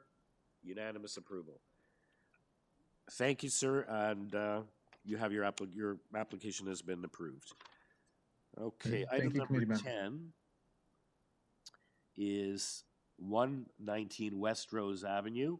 It's an application to construct a second-story addition over the existing dwelling, a two-story north side addition, a one-story rear addition, a new covered front porch and a new rear deck, and a new swimming pool was also proposed in the rear yard.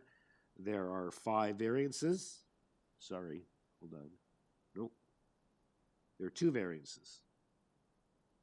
Is that right? Oh no, there are 5. Hold on, I'm in the wrong.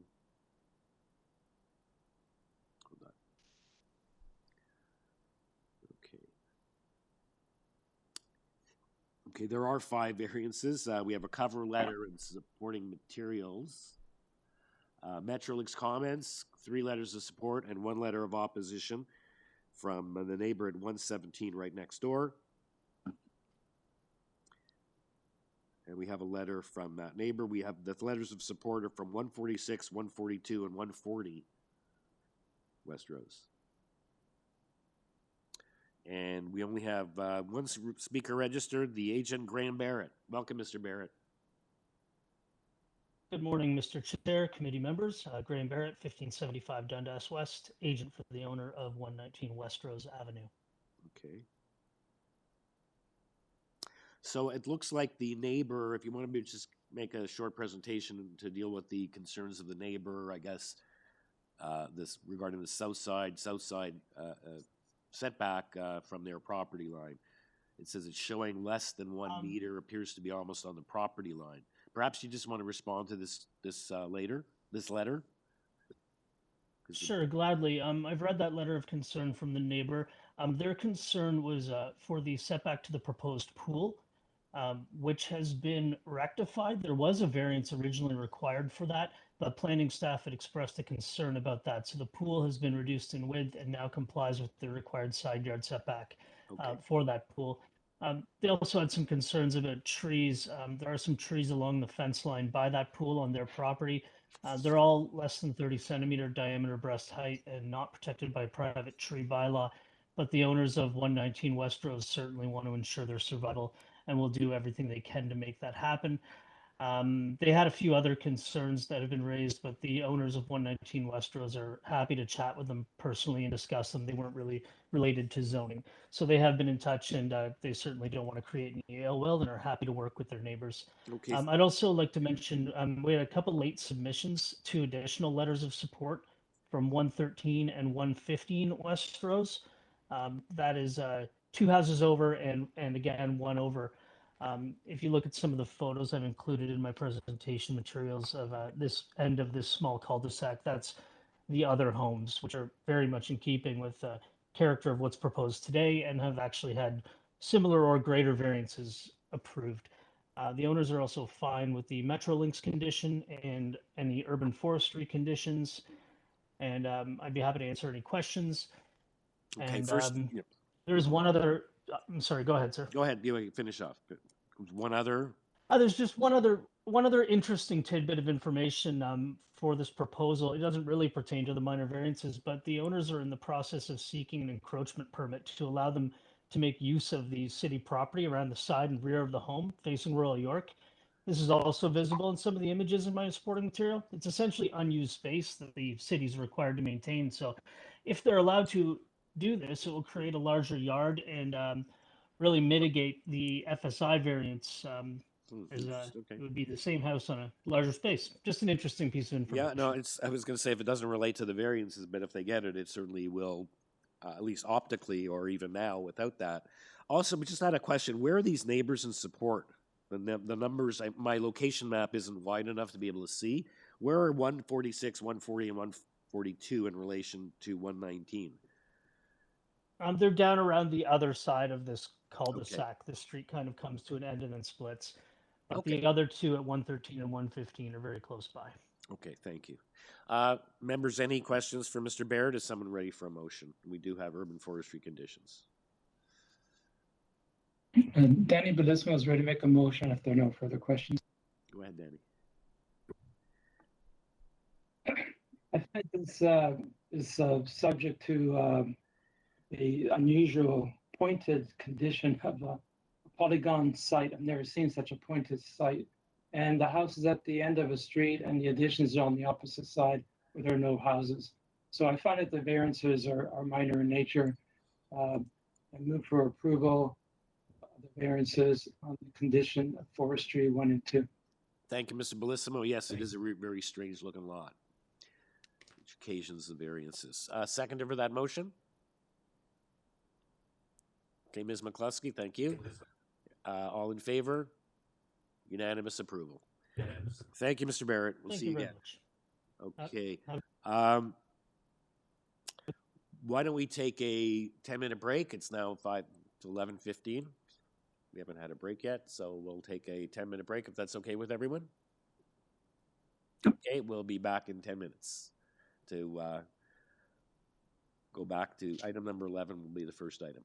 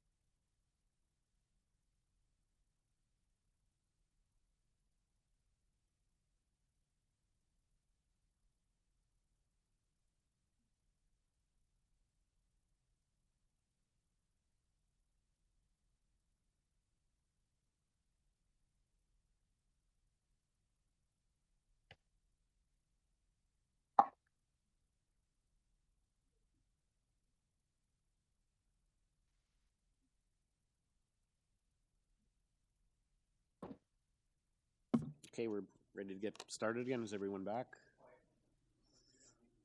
Okay.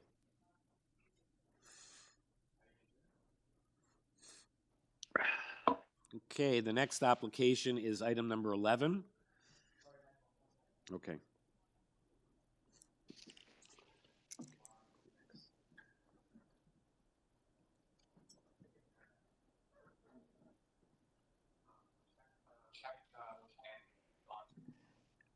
Dawn, can you hear me?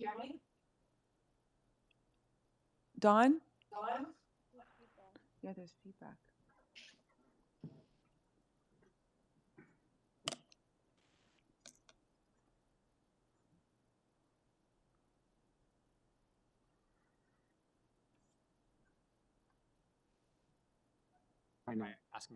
Hi, Dawn, can you hear me? Dawn?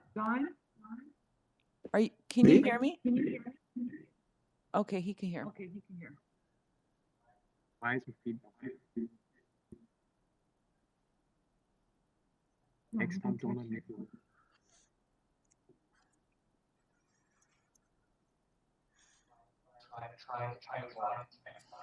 Hi, Laura, can you hear me?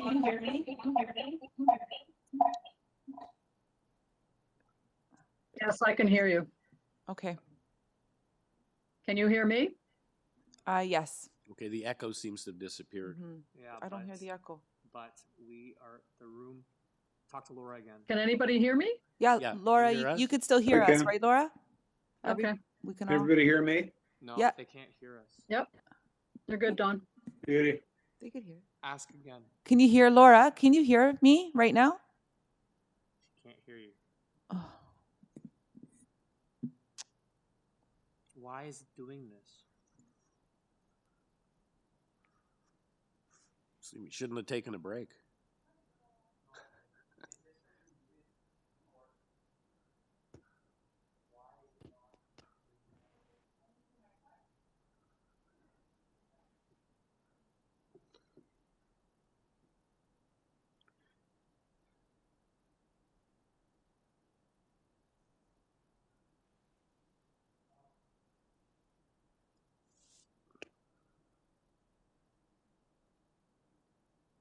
Just in case.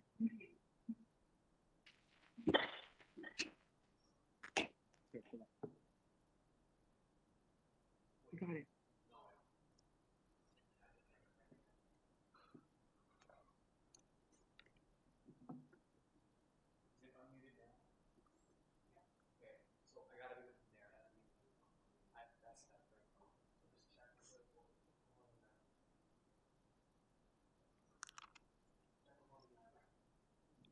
Hi, Laura, can you hear me?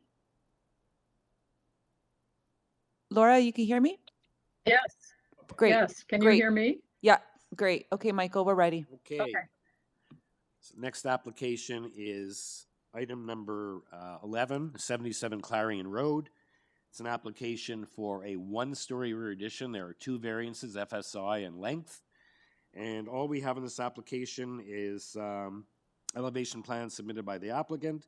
We have letters of opposition from 73 and 75, including photos, and 79, Clarion has not written a letter, but they're registered to speak.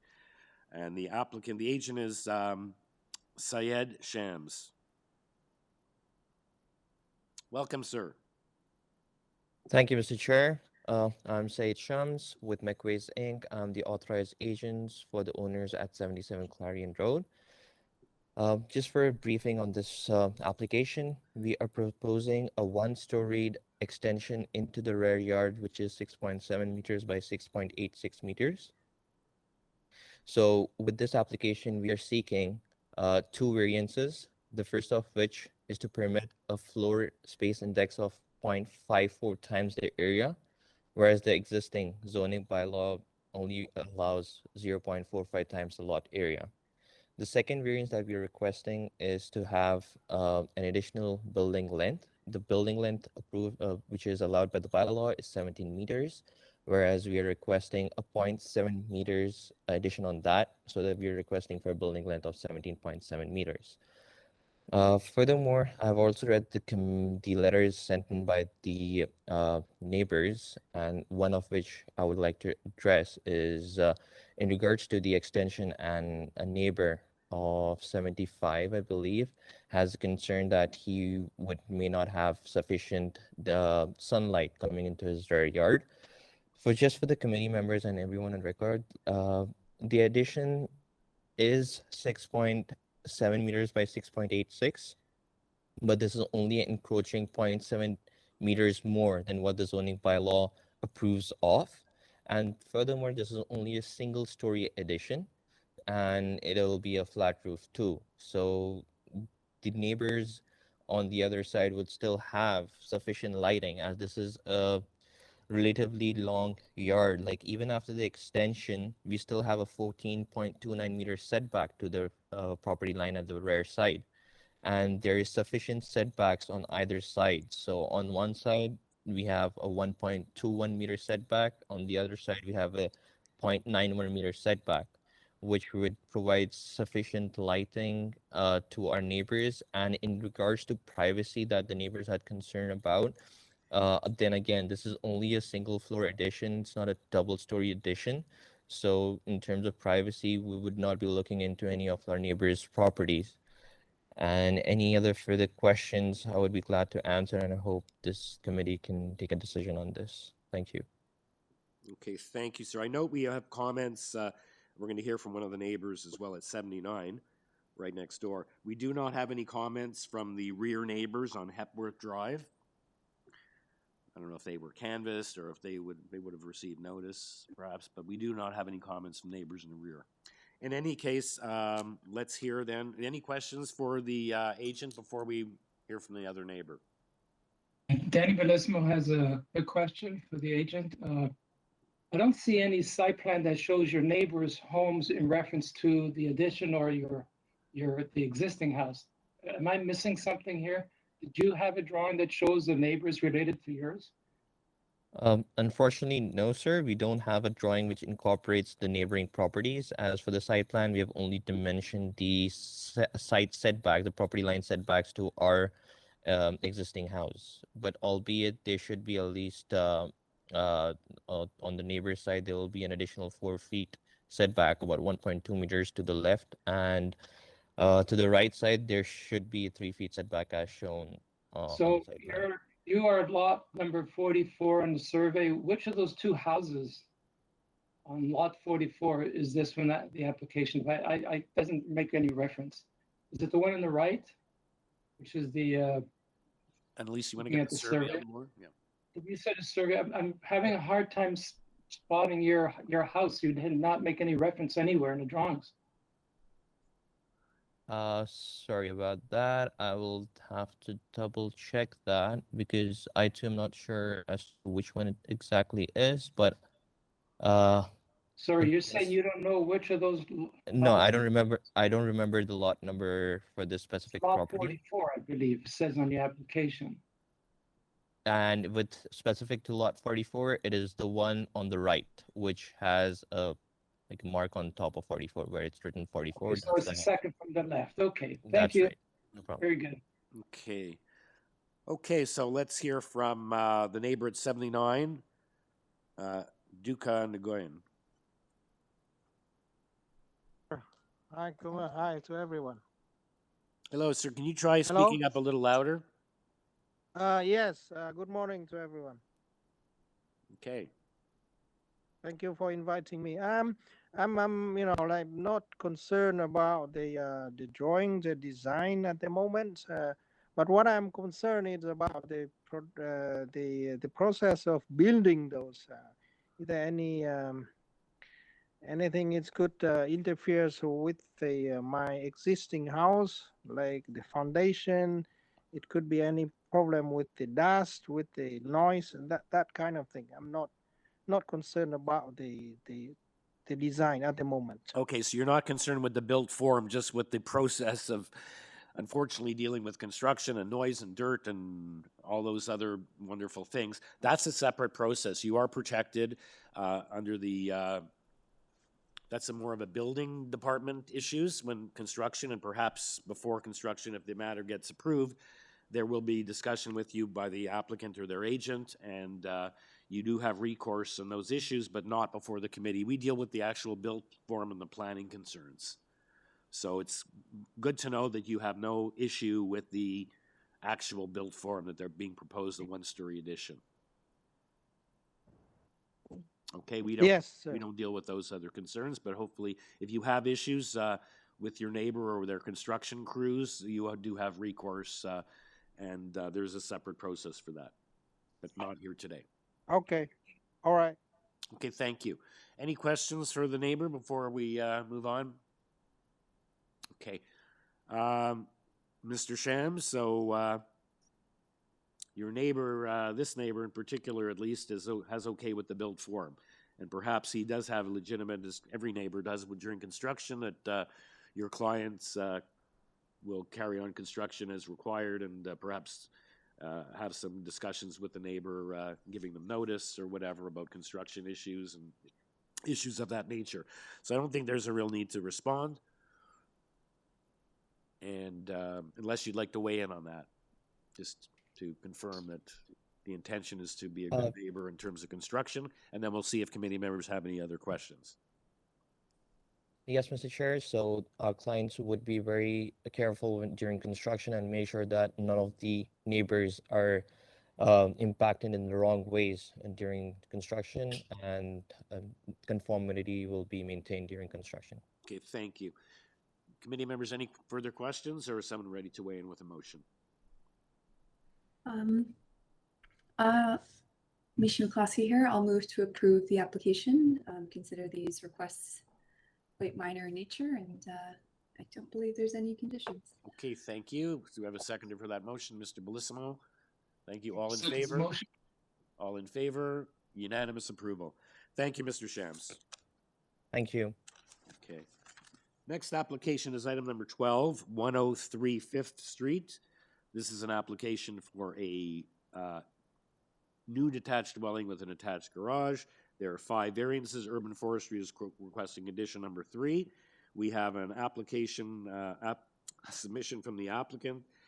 Committee planning is looking for a condition of approval in the event of approval that it be built substantially in accordance with the revised plans dated November 3rd as it relates to length and depth, and that's all we have on this application. And we only have one speaker, David Stickney, the agent. Good morning. Good morning, sir. It's the application is for a 2-story addition to the rear of an existing dwelling. And there are 4 variances requested. One is for floor space index of 0.67, and I did make submission of comparable decisions on the street that are greater than that amount. It is the actual amount of the variance in square meters is 21. It's essentially an additional bedroom. The next two variances relate to the north side setback, which are both existing conditions. The proposed addition to the back would be extending straight back from the existing walls and the existing eaves. I would like to comment on the parking space variance. The house was constructed in around 1908. The houses on either side are constructed, I believe, by the same builder at exactly the same time. All the houses on the street have a condition of right-of-way between the houses. The dimension of that right-of-way is, in fact, not counting furnace vents and door sills and window sills, 6 feet 4 inches. It's impossible to put a car down there. And when the houses were built, there were no cars in the neighborhood. So we have an odd condition where sidewalks were replaced about 5 years ago on the street with curb cuts reinstalled by the city for each house. And one of the reasons why my clients are actually putting the addition on is that they have a a special needs child with 4 separate diagnoses, where they have to embark and disembark the child from the car in the space that is serviced by the curb cut. A car cannot get anywhere any further than the front, but that space is actually needed, seriously needed, in terms of dealing with having a child that bolts from the car when released from the seatbelt. So I'm asking that the committee review the and not imply the condition of transportation, because that space is ahistoric for access to the house, and it's very necessary for the actual sort of operation. I would also comment that virtually every pair of houses on the street have this mutual driveway with the existing conditions. And I would also comment that the asphalt portion that they would drive onto, there is no variance required for front yard landscaping in this case. So we're not violating any further conditions of the bylaw to have this situation remain. Okay, thank you, Mr. Stickney, and I must apologize, and perhaps no one listens to my introduction, because when your item came up, I did the introduction for item 13 and not your item. So clearly, just to clarify for the record, it's a 2-story rear addition, a new rear deck. There are 4 variances. And we have transportation with 2 conditions of approval, which you have explained why you would wish that not to be imposed upon you. So my apologies for that.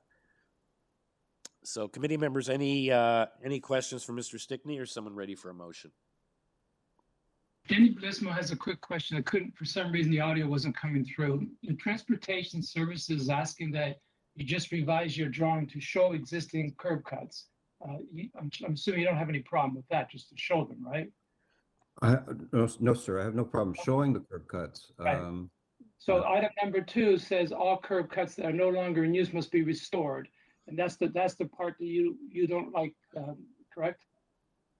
Correct. Okay, so that's an extra cost to restore curb cuts that the city put in, asking you to pay for that. Is that correct? That's correct, sir. Okay, thank you. Okay, any further questions, or is someone ready for a motion? Danny Blismo is ready to make a motion with no further questions. I find that the application is minor in nature, and I agree with the applicant, and for the applicant to pay for the city to correct the curb cut the city put in is not fair, so I would not impose that condition for Transportation Services. Okay, thank you. Seconded for Mr. Blismo's motion. Mr. Taylor, thank you. All in favor? You have unanimous approval. Thank you, Mr. Stickney. And my Thank you, Mr. apologies Chairman. for introducing the wrong application. Okay, so good segue into the next application is item number 13, 24 21st Street. This is a application for a detached dwelling with an attached garage and with 5 variances. Urban Forestry looking for condition number 3. We also have an applicant's submission, and the only condition is community planning is looking for it to be built substantially in accordance with the revised plans dated November 3rd as it relates to the length and depth. And that's all we have. We have the agent, Chris Zianis, here to speak, as well as the neighbor at 22 21st Street, right next door, registered to speak as well. Good morning. Good morning, sir. Perhaps we can Would you get like me your submission on the board. There we have it. Okay.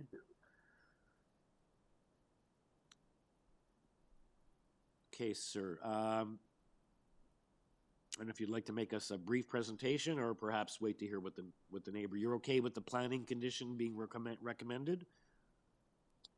Yes, I've actually talked to planning prior to revising the drawings and resubmitting to committee. So okay, they recommended we reduce a few things with regards to the length and depth, as well as okay. the So that FSI. ties you to the plans, so that you Yes, can just get understood. the length and depth across the whole property. So why don't we hear from the neighbor, and then you'll have a chance to respond to whatever concerns or mention. Perhaps his neighbors in support. I don't know. Sure. Okay, Jim Romanko at 22 21st Street. Welcome.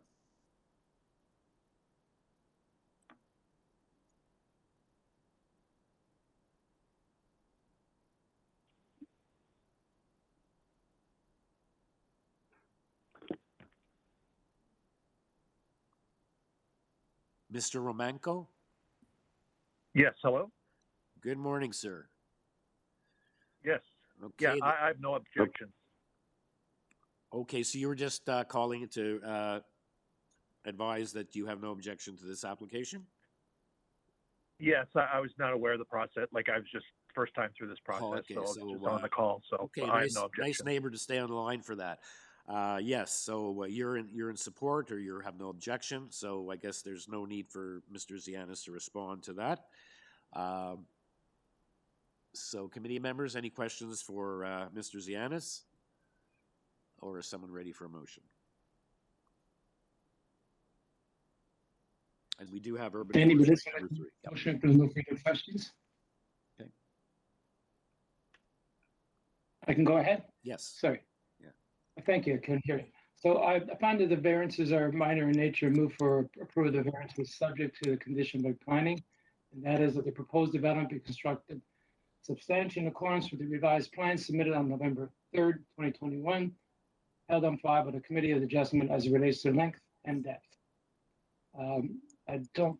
And this condition number 3 for forestry. Thank you. Okay, seconder, Ms. Alderson, thank you. All in favor? You have your approval, unanimous. Thank you. Thank you very much. Okay. Our next application is number 14, 97 Wimbledon Road. It's an application for a new detached dwelling with an attached garage. And there are, we have revised plans, revised notice highlighted to show the revisions. Also revised zoning waiver, arborist report. Planning is proposing, in the event of approval, a condition of approval to be constructed as illustrated on the architectural plans as it relates to building length and depth. Not substantially in accordance. This one is worded as construct as illustrated, and we have support from 128, 117, and 98 Wimbledon. And in the additional materials, we also have a cover letter, and Urban Forestry is looking for condition number 2. The speaker on this application is Marin Zabzuni, the agent, as well as we have a neighbor at 33 Pinehurst registered to speak. Mr. Zabzuni. Good morning, Mr. Chair and committee members. My name is Marin Zabzuni at 1140 the Queensway. Okay, I don't know where Pinehurst. I'm just looking on the map to see where Pinehurst is in relation, but I don't see it here on the map. In any event, can we get Mr. Zabzuni's presentation up on the board? Actually, there is no presentation. Okay. So we do have the letters of support that I mentioned on the planning condition. We do have a neighbor here. Would you like to make I don't know what their concerns are. Committee members, would you require a presentation, or perhaps we can just wait to see what the neighbor has to say? Does anyone require a presentation? No? Okay. Mr. Zabzuni, perhaps we can hear from the neighbor and see what the concerns are? Yes, that's fine. With your permission, problem. Thank you. Okay. Yep. Jim Willoughby at 33 Pinehurst. Yes, hi, this is Jim Willoughby. Can you hear me okay? Yes. Oh, okay. Thank you very much for the opportunity to join the meeting today. So I guess what I'm looking at, I don't believe that these are minor variances. I think that the property it's too large, it's too wide, it's too deep, it's also too high. I think some of the people supporting it have an interest in. I think they're developers actually. But effectively what's happening is they're replacing a house and making a new house about 3 times the size from what I could see. Oh, okay. It looks like the existing house is around 2,000 square feet, and they're building a house that's about 7,500 square feet. And my major concern is the privacy and the character of the neighborhood. With respect to variance number 8, they're asking to build a upstairs deck that is, I think, 50% larger than permitted. Okay, you back onto the property, correct? I was saying, where's Pinehurst, but I'm looking at location maps. Are you directly behind? I don't see the numbering. Yes, we're directly behind, and I believe that the property is going to be, very tall, so it'll overlook my property, and it has a whole bunch of features that, as I say, I don't think are minor variances, because I think they're too large under the circumstances. Okay. So, and I'm sorry I couldn't submit anything in writing, unfortunately, because I didn't hear about this until only about a week and a half ago, and I didn't have access, unfortunately, to a computer. Okay. And that's why I'm calling in today. Yeah, okay, it's just as good.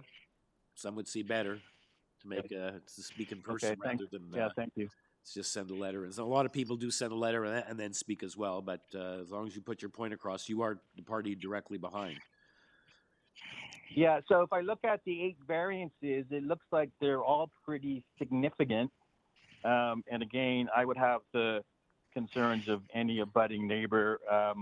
If they build a deck on top of this property that's twice as big as it should be, and they're overlooking the bedrooms in my house, clearly that's going to impact me. It looks like to me that they're trying to get, a square kind of house with 10-foot ceilings in the basement. They're excavating under the garage. They're building 10-foot main areas, 10-foot top floor. So, I think that would be my essential. I don't want to belabor the point. I mean, I know you're very busy, but to make it brief, I guess those would be my observations. Okay. Thank you, sir. Just point out the height is half a meter over. We look at the amount over the rear deck, which you have an impact. The committee has to look at, is there any greater impact from being 4 meters to 6.22 meters? Like, they're entitled to have a deck there. It's only 4 meters. So the question is that extra 2.22 meters causing a problem?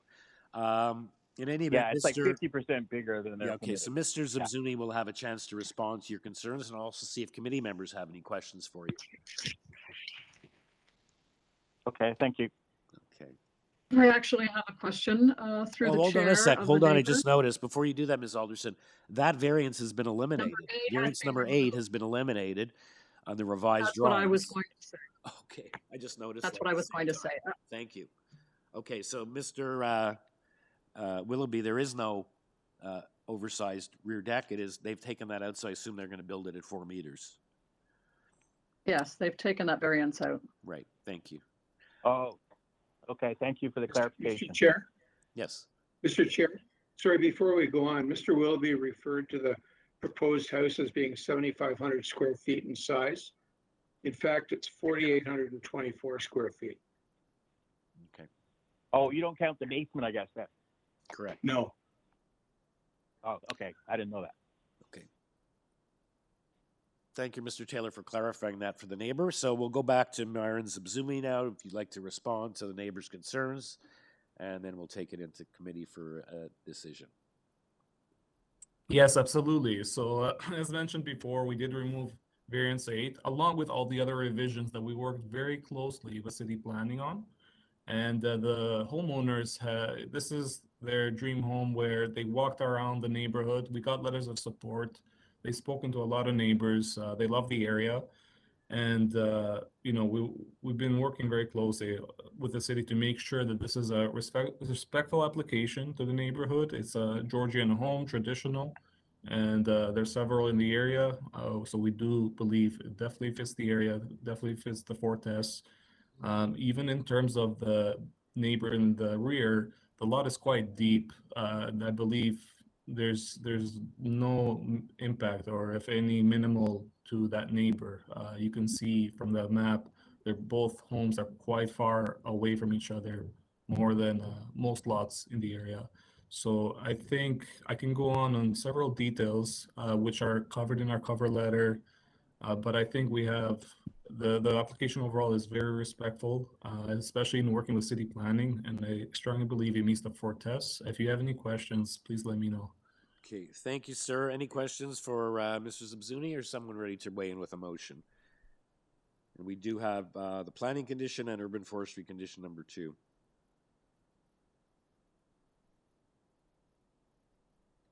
Yes, Mr. Chair, I'll weigh in with a motion. I find that the variances requested meet the 4 tests under the Planning Act, and I move for approval subject to the Community Planning Department condition and urban forestry condition number 2. Thank you. We have a seconder for that. Mr. Bellissimo, thank you. Any Bellissimo? All in favor? Okay, you have unanimous approval. Thank you, Mr. Zabzuni, and thank you, Mr. Willoughby. Okay. Thank you. Okay. Excuse me, Mr. Chair. Sorry, I just have a new call-in user. Can I just sound check? Call-in user 647209. Are you there?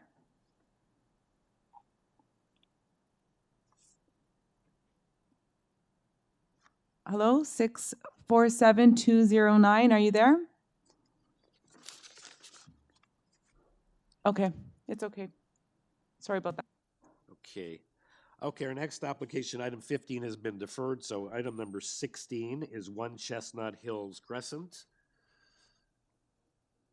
Hold on. No, yeah, 15. 15 was deferred, so 16 is 1 Chestnut Hills Crescent. It's an application to permit a parking deficiency. There's a total of 15 parking spaces required. A total of 9 are required for the proposed animal hospital use.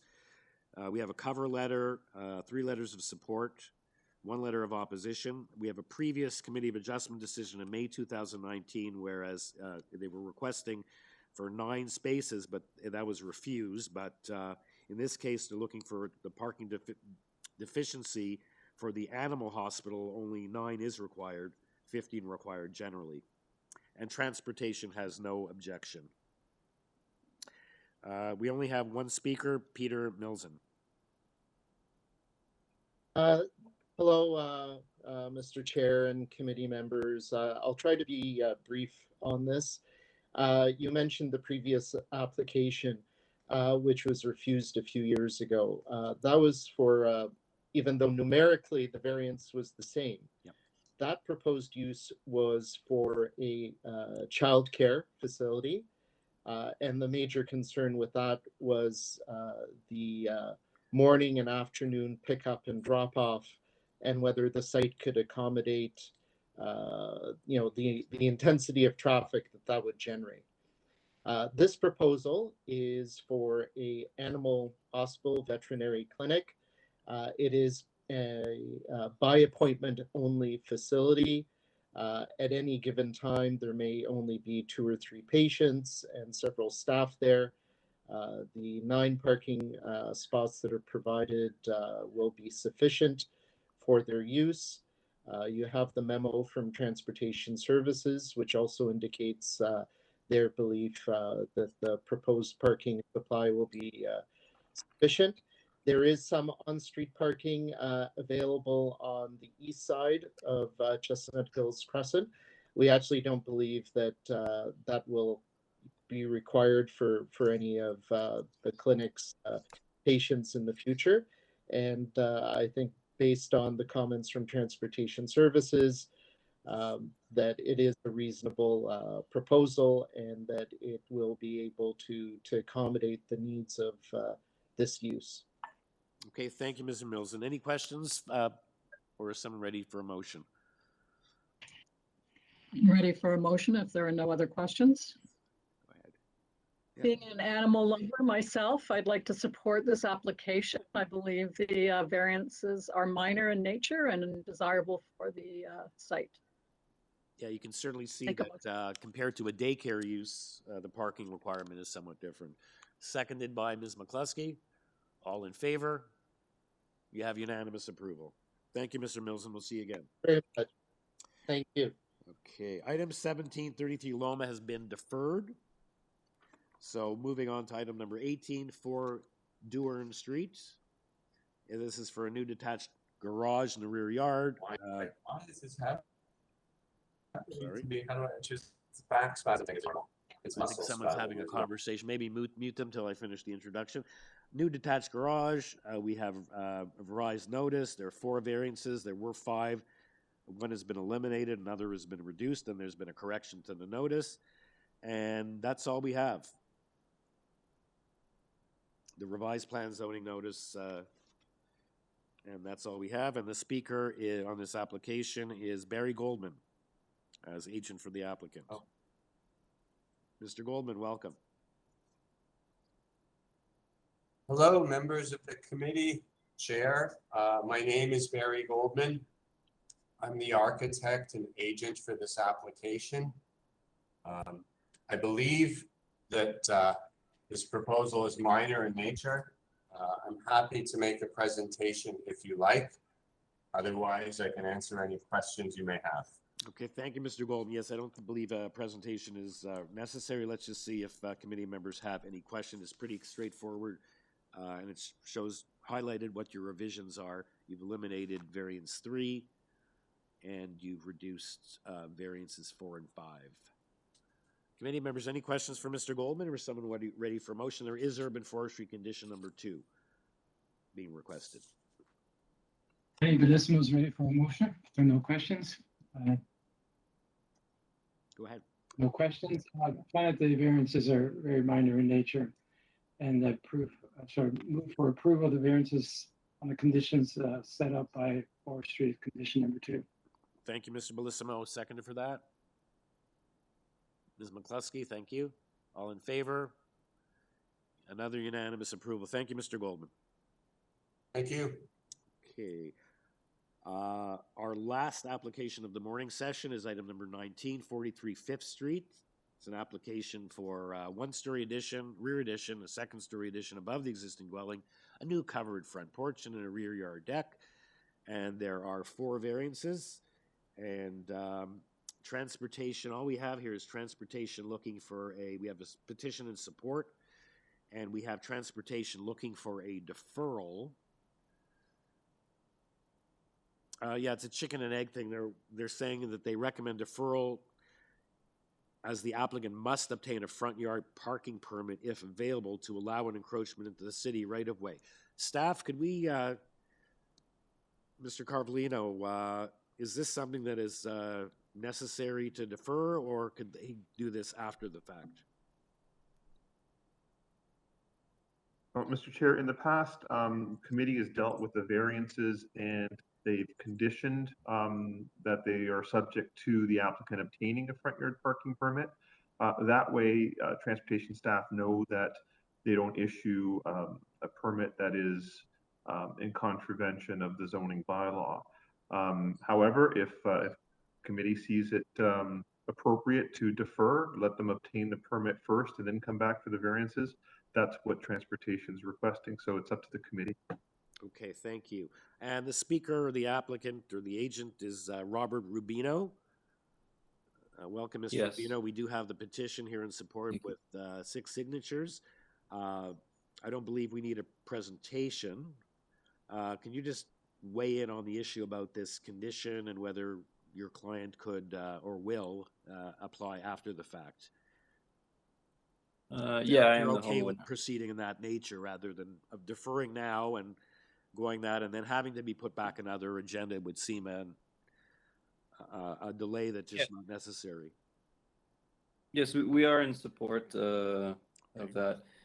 We're just trying to get clarification on the comments that are listed here as part of the conditions. The first one being that we're proposing a new covered porch.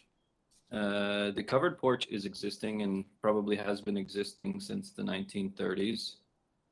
And then also there is a big if in the condition as well, where it says the applicant must obtain a front yard parking permit if available to allow an encroachment on the city right of way. So we did email. These comments are coming from a Jason Timmons on behalf of a Luigi Nicolucci. We did email, but we did not hear back. So we're just trying to get clarification on the big if. that is in there, and the reason for this new covered porch. The survey is showing that there is a covered porch there, and I believe that the covered porch is existing with the original home built in 1930. So you're saying it already encroaches? The covered porch already encroaches? Yes. Or you're looking to build a covered porch, but that's to, I guess, replace the covered porch.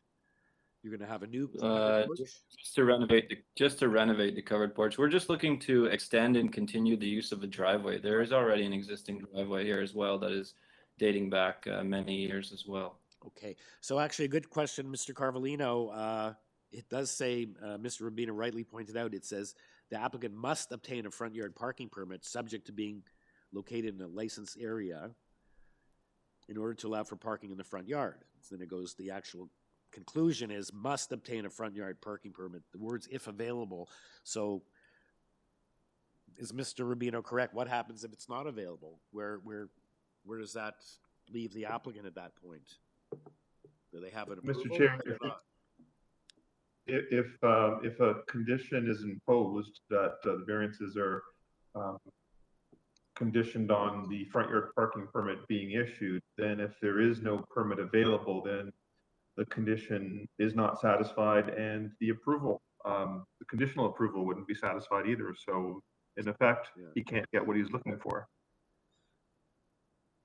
Yeah, Okay, we're just looking to extend and continue the use of the existing driveway. It's been there for, I don't know, maybe over 2 decades. Right, but now Maybe what since we're the doing beginning. is we're looking at the planning condition and see if that is something that is, if it's something that you possibly can't get, then what happens to your application? You've been given an approval, but yet you can't proceed. That's what I was suggesting that might be the problem. Mr. Carvalino has confirmed that. Committee members, would you like to weigh in on this? Would anyone like to weigh in on this? Danny Bellis would like to weigh in on. I find the Transportation Services recommendation contradiction, must and an if, and I don't think. I think the applicant has clearly indicated this has been a condition for many years there, and I don't think the Transportation Services recommendation or suggestion is valid. So I would like to move for approval of the variances I find them minor in nature with no condition. Okay, without that condition, that which you rightly point out is Yes, without ambiguous or, yeah. As I said, I find it a contradiction. Thank you. Thank you, sir. Thank you. Anyone else like to weigh in, or we'll take that as Mr. Bellissimo motion for approval without the condition? And if that's on the floor, or does anyone want to have any discussion before we vote on that motion? Okay, so do we have someone to second that motion? Ms. McCluskey, thank you. All in favor? Okay, it's unanimous. You have your approval and without that condition. Thank you, Mr. Rubino. Thank you. And having said that, we have now concluded the morning portion of the agenda right on time, so that we can, looks like we'll be able to start the afternoon session on time at 1 p.m., allowing for 1 hour lunch break. So we'll see everyone back here at 1 p.m.